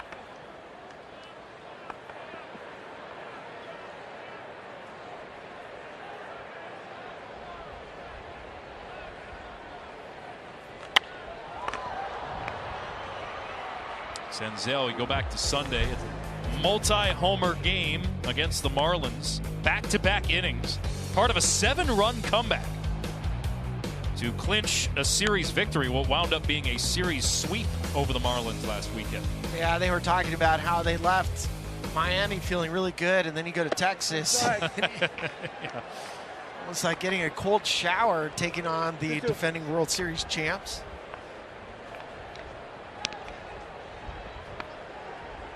Nathan Eovaldi was a buzzsaw until he had to leave prematurely.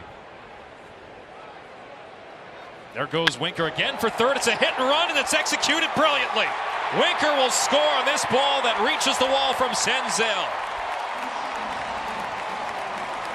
RBI double from Senzel. Puts those hips into action and extends the Washington lead. Nick Senzel, almost a 900 OPS on the season. He's been a really nice find for the Washington Nationals along with Jesse Winker. I don't know if that was quite a hit and run or if Winker was just feeling itchy at second and Senzel took advantage of. In this 7th inning that has seen the Washington Nationals come back from 3-1 down to take a 5-3 lead. Zach Pop, this is his 2nd appearance, 6'4" right-hander out of Canada.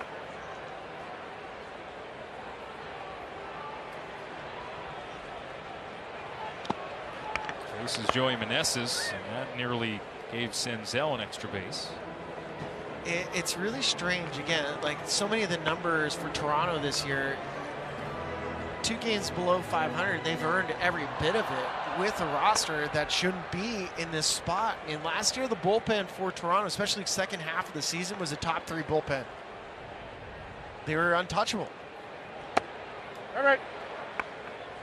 But they came into tonight's game 25th in relief pitchers ERA, near the bottom in strikeouts per 9.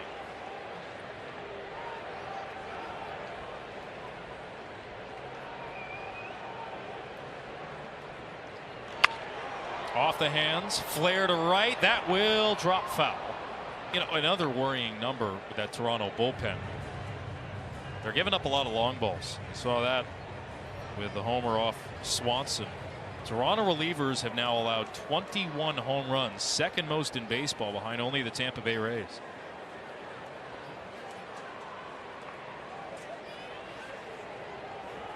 Pete Walker, the pitching coach for the Blue Jays. Well, this after Yusei Kikuchi gave you a brilliant night, to have it all collapse like this. Got to be incredibly frustrating. Well, and what makes it frustrating is they're names that are dependable, right, that have been dependable.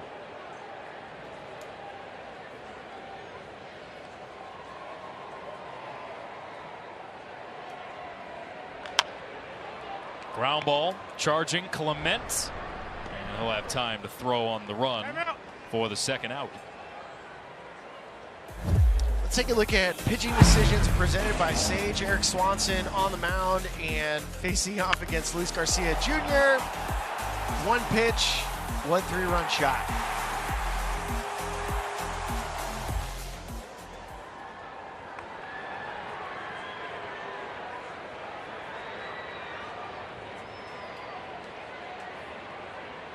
Well, that's the defining moment of the game.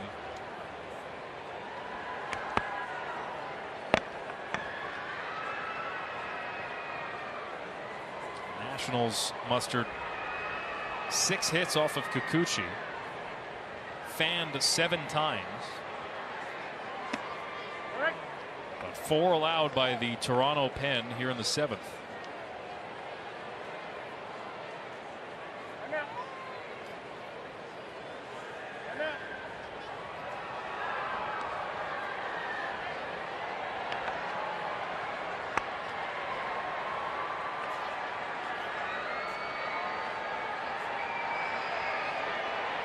Ruiz 1 for 3 tonight. Senzel at second, and the count in favor of Ruiz. 2 balls and a strike. Washington likely to go back to their bullpen, make a change for the top half of the 8th after Jacob Barnes pitched a perfect 7th. It's like Hunter Harvey. Wow, what a play by Clement on the short hop at third. Hot shot off the bat of Ruiz, but handled brilliantly to end the inning. But the Nationals with 4 runs as we head to the top of the 8th. Garcia remains in the game to play second.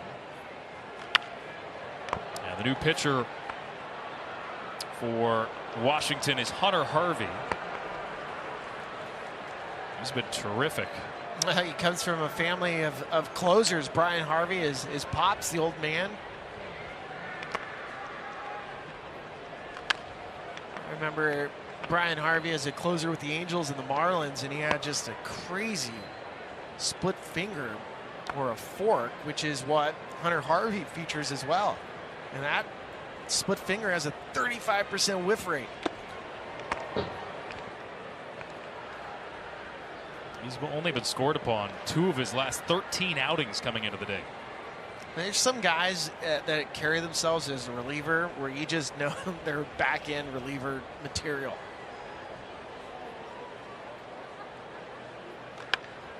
On the ground from Turner to second. Lipscomb, a couple steps on the outfield grass. Beg your pardon, Garcia, a couple steps in the outfield grass as he continues in the ball game. Jesse Winker moves from right to left. And Eddie Rosario enters the game for the Nationals in right.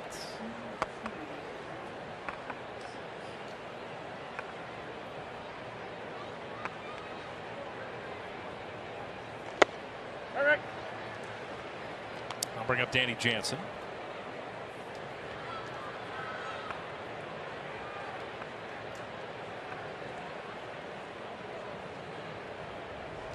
Yes, he did. There's a split. That is so nasty because he's selling it with the arm speed. The hand speed looks exactly like his 98-mile-an-hour fastball, and that's the reaction a hitter's going to have. They don't have time to pick it up. Hard hit ball from Jansen into the gap and down for a base hit all the way to the wall. Call cuts it off before it could reach the fence. Well, Danny Jansen with a scalding line drive, and he's in scoring position with 1 out. Well, Jansen just sold out on a fastball, and I love it. I mean, he knows that Hunter Harvey's hunting to strike him out and wanted to blow him away.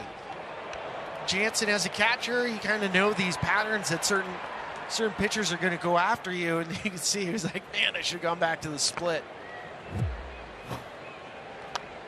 We were talking about the Jays and their ability to slug. That's now 5 extra base hits tonight from 5 different players. Davis Schneider among those. He doubled and scored in the second.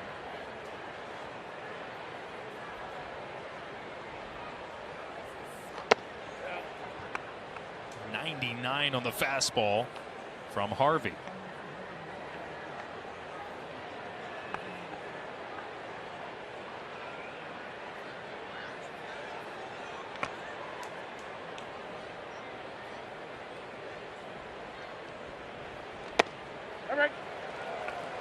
Tricia? Yeah, guys, let's talk about Davis Schneider because he is now seeing clearly. And what I mean by that is in 2020 in minor league camp during a routine physical, he found out his vision was bad. He said he thought he had good eyesight, but apparently not, so he added glasses, and what do you know? The numbers tell the truth. His offensive numbers have gone up each year since. Since his debut in August of 2023, his OPS is the second highest in the AL. And guys, that just kind of tells the story right there. When you can see better, everything goes better at the plate, right? It's a little bit like the Danny Jansen story, Tricia. He told us last year of how he started wearing those distinctive glasses. Schneider strikes out as Harvey gets him with the split. Well, you can't hit what you can't see, and in the case, even if you could see this pitch coming, you're probably not going to hit it. The bottom just completely falls out of it. The split finger works because there's not a lot of spin on it. It's almost like a knuckleball, but traveling at 91 miles an hour. Varsho fouls this straight back. I've had a couple teammates who either had LASIK or got some sort of corrective lens, and like they go from not seeing spin to going like, whoa, is that what you're supposed to see? Right. Varsho in the air to center, but that will stay in the yard.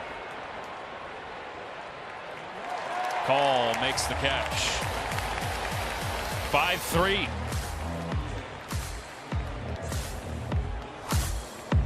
Had made for him. And guys, I don't know anything about Star Wars. I don't know about you guys. So I literally FaceTime my brother on my iPhone right before this, and I'm like, David, I need your help. What is an X-Wing pilot? And he was like, seriously, Trish? He was like, it's the Rebel pilots. They're the ones that blew up the Death Star.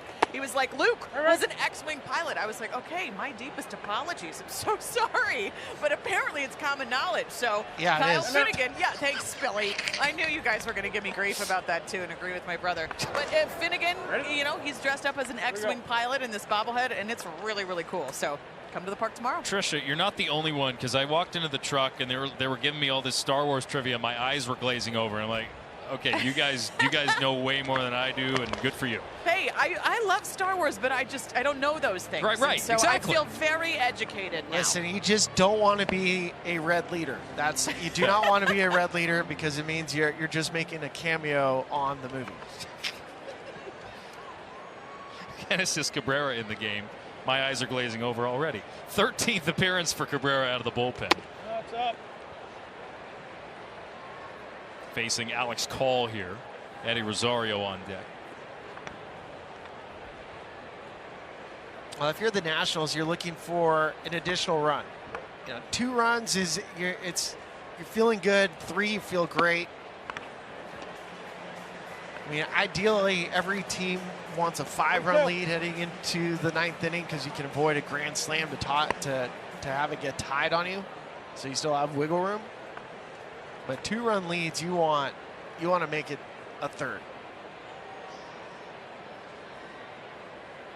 Speaking of Kyle Finnegan, this would be a scenario where we might see him for the Nationals, assuming it remains a 2 or even 3-run game here, as Call draws a leadoff walk against Cabrera.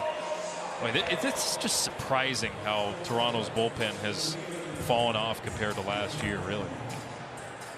Well, now you're going to deal with a left-on-left matchup for Cabrera versus Eddie Rosario, but Call and this Nationals team, they like to steal bags. There he goes. And this pitch gets away from Jansen. Big turn from Call, but he'll stay at second. You're right about their propensity to steal. Only Cincinnati has more stolen bases and attempted stolen bases this year. I don't even know if Eddie Rosario was actually trying to bunt or if he's just showing it to see if he can distract Danny Jansen.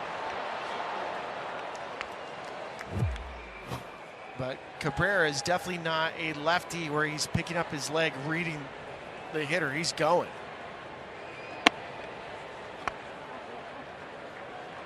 Just squaring around again there.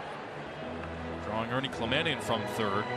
Big hole left side with Clement guarding the line. Guerrero in on the grass at first as well. Nationals trying to create some havoc here as Rosario bunts this foul. That was the word that Davey Martinez used with us. John Schneider will see if his team can keep this a 2-run margin.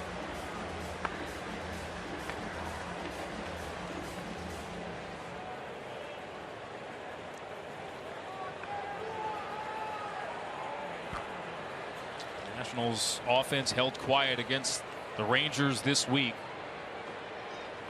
There's a bunt from Rosario right back to the mound. That moves the runner over. So the sacrifice successful for Eddie Rosario for the first out. You get some high fives for this left on left. Just make sure you get it down. It's not about getting a hit. Rosario, I believe he doesn't even have a hit at home yet this season. He's 0 for his last 27. Big time slump for Rosario. But doesn't matter. You do. That's a team quality at bat. You'll take it. Exactly. And they're going to intentionally give Adams first base here.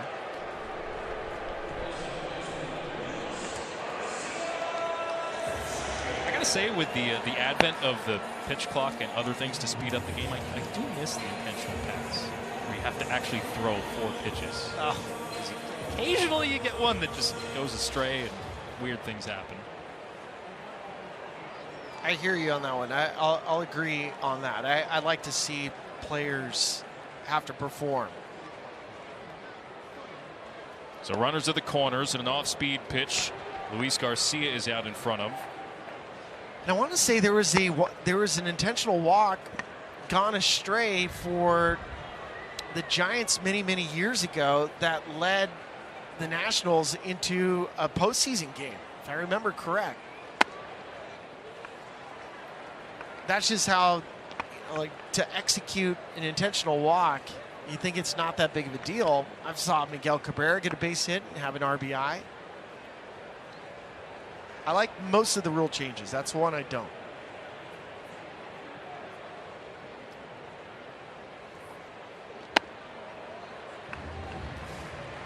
I think we've done the job of cleaning up and speeding up the game in other ways. We could probably go back on that one. Not a big deal in the grand scheme of things. All right, for the Nationals here with Garcia, who put them ahead with a big blast, a pinch hit 3-run homer in the 7th. Can he put this game to bed here? Let's take you back. StatCast powered by Google Cloud. A split finger and right in the middle part with an aggressive hitter looking to do some damage. A wall and in the park.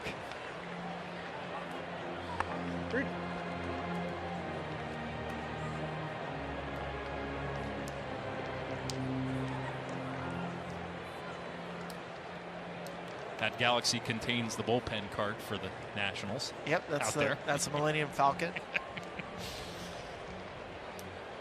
Nobody rides in those in the few places where they exist. Sean Doolittle did. He did? And now he's helping game planning for the Nationals. Does a really good job.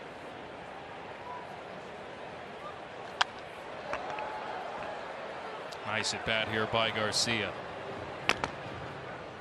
Well, you're in this at bat where it looks like you're either going to get drilled or walked, and then Genesis finds the strike zone, and now you're just trying to put a ball in play.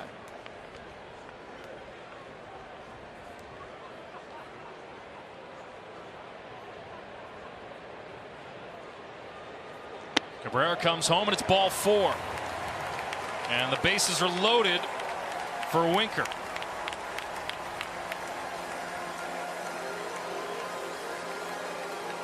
It's still not the end of the world for John Schreiber with this combination. I mean, you still have a left on left. Jesse Winker will put the ball in play.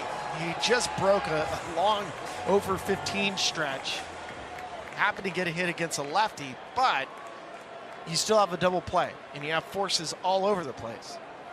Trevor Richards is warming.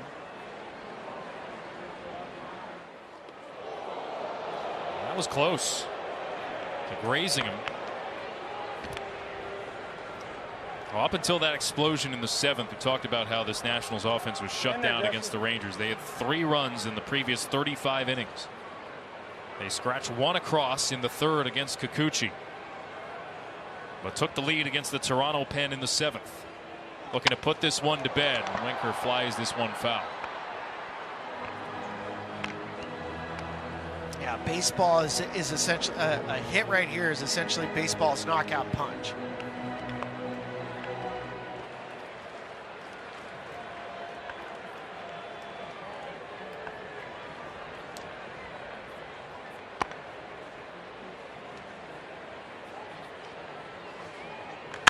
Line drive right at second. It is thrown away. Looking for the extra out, and a run will score. Kiner Falefa snaring the line drive, but committing a throwing error, and they're going to give an extra base to all the runners because this winds up in the Nationals dugout. 2 will come home, and it's 7-3. That's nuts. Isaiah Kiner Falefa is an unbelievable defender. But for Vlad Guerrero, he comes back and notice his feet are just tangled up. And worst case scenario, goes into the dugout. That's a 2-base error. And even though Jesse Winker's upset, good result as a team. Wow. Yeah, wow is right. And you're that close to getting out of the inning.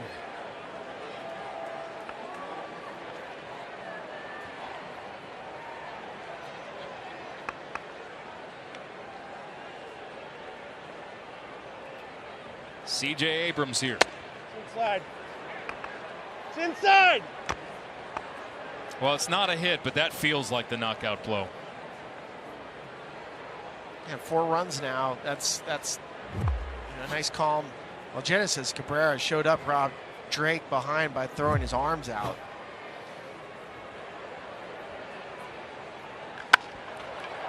Liner right at Clemente, knocks it down, throws on the run, not in time, and another run scores. Abrams flying up the line to beat it out. And it is unraveled for the Blue Jays down the stretch tonight. Well, this officially is the knockout blow. Now you have a 5-run lead, inside-out swing on a fastball. I don't know how they're going to score it for Ernie Clement because it came off the bat hot. Clement's made some really nice plays. It's 105 miles an hour off the bat. That is not a normal play.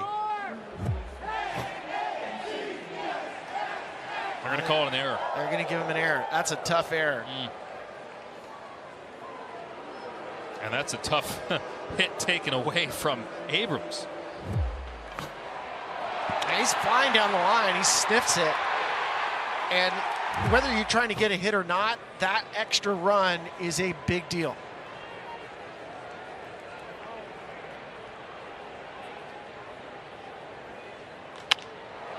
Line drive, base hit from Senzel.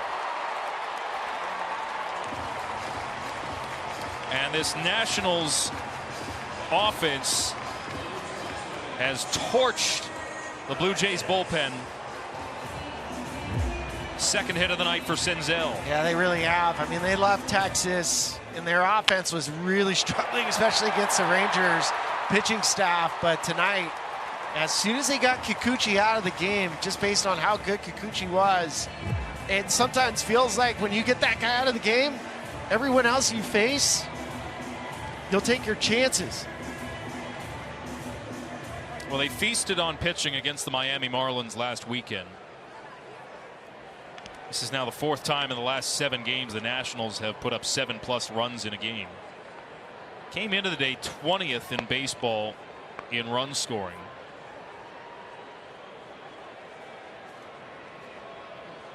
'21st in average, 22nd in OPS, 24th in homers. And this frustration is bubbling over for the Blue Jays after a gem from Kikuchi. And unless there is a 5-run comeback in the Toronto offense, this is going to be their 8th loss in a 10-game span.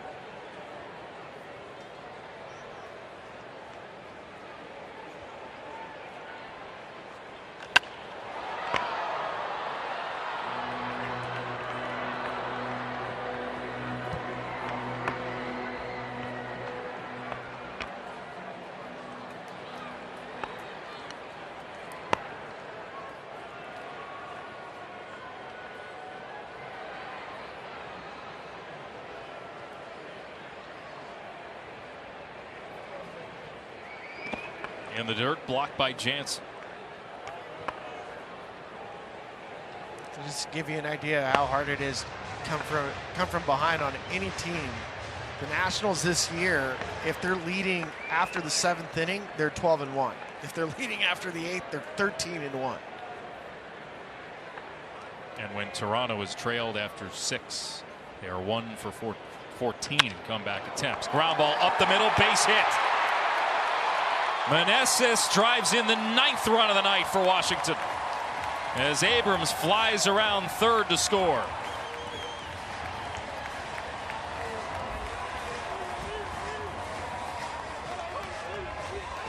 Hey, they're having fun.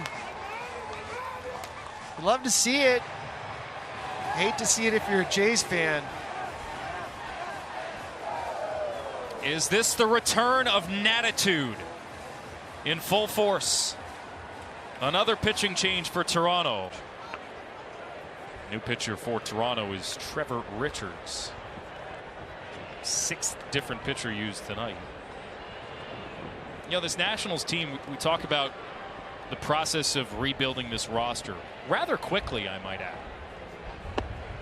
2019 win the World Series, and then as you see the numbers here for Richards, dismantling that roster rather quickly when it became apparent that the team gets a little bit older, they weren't as competitive. And Mike Rizzo in the front office here just decided we're going to make a hard pivot. It's still painful to go through it. Oh yeah. You had to trade Juan Soto to get here to get a guy like C.J. Abrams and some really exciting young prospects in the minors. Fly ball to center. This should do it for the inning. But the Nationals tack on once again with 3 more, and they lead at 9. Mike.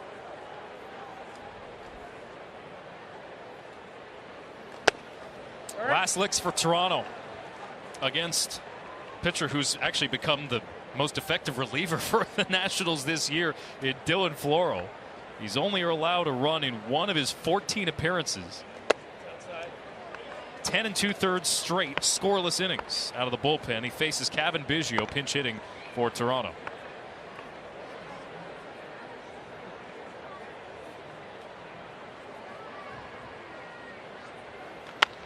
Biggio check swing ground ball the 3rd, charging Senzel, throws across his body in plenty of time.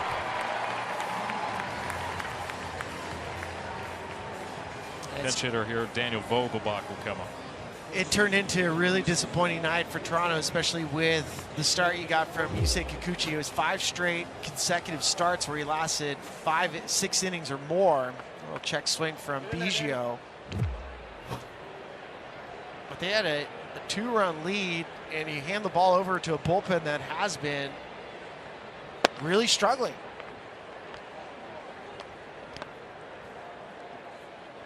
And the Nationals, who just the way they go about their business playing. I mean, last year we saw it the last 2 months of the season with the Nationals. Yep. They were grimy. Feels like the whole second half of the season for Washington, really. They were just, they'd pick up wins and would raise your eyebrows like, huh. This is going to be their 11th comeback victory of the season, tied for the most in Major League Baseball. This Washington team has been hovering around 500. But they have not been above 500 since July of 2021. And assuming this holds, they will have an opportunity to do that tomorrow against these Blue Jays.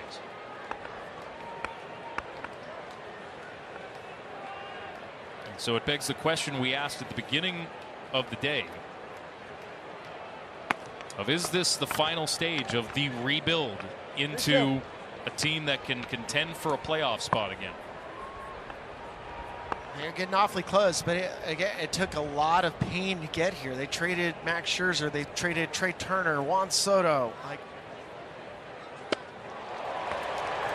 Vogelbach retired. And the Jays down to their final out. And here's another. Okay, Cavalli's going to come back from Tommy John at some point. Lane Thomas is on the IL.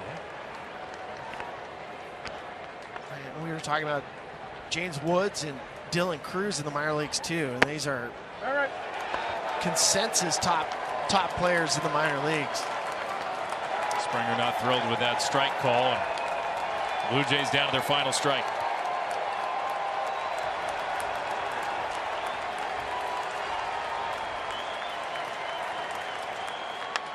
Fly ball from Springer. Center field, call drifting back. He's got it.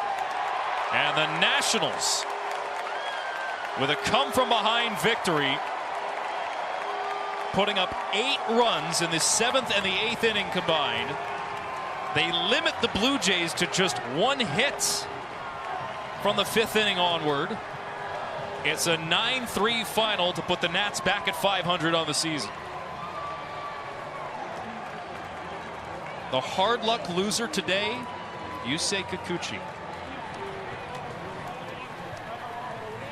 Really a frustrating run of baseball for the Toronto Blue Jays. They took a series against the Yankees, they took a series against the Padres, and then they kind of lost their mojo in Kansas City. They went Kansas City for 4.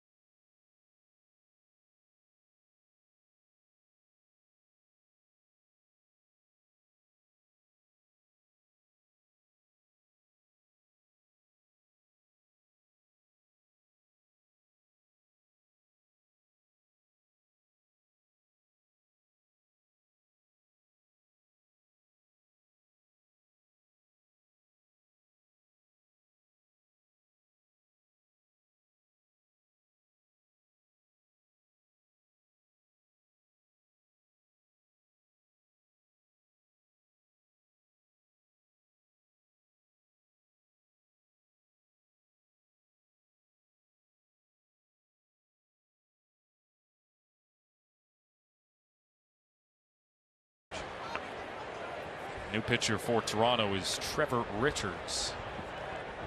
6th different pitcher used tonight. You know, this Nationals team, we talk about the process of rebuilding this roster rather quickly, I might add. 2019 win the World Series, and then as you see the numbers here for Richards, dismantling that roster rather quickly when it became apparent that the team gets a little bit older, they weren't as competitive. And Mike Rizzo in the front office here just decided we're going to make a hard pivot. It's still painful to go through it. Oh, yeah. He had to trade Juan Soto to get here to get a guy like C.J. Abrams and some really exciting young prospects in the minors. Fly ball to center. This should do it for the inning. But the Nationals tack on once again with 3 more, and they lead at 9.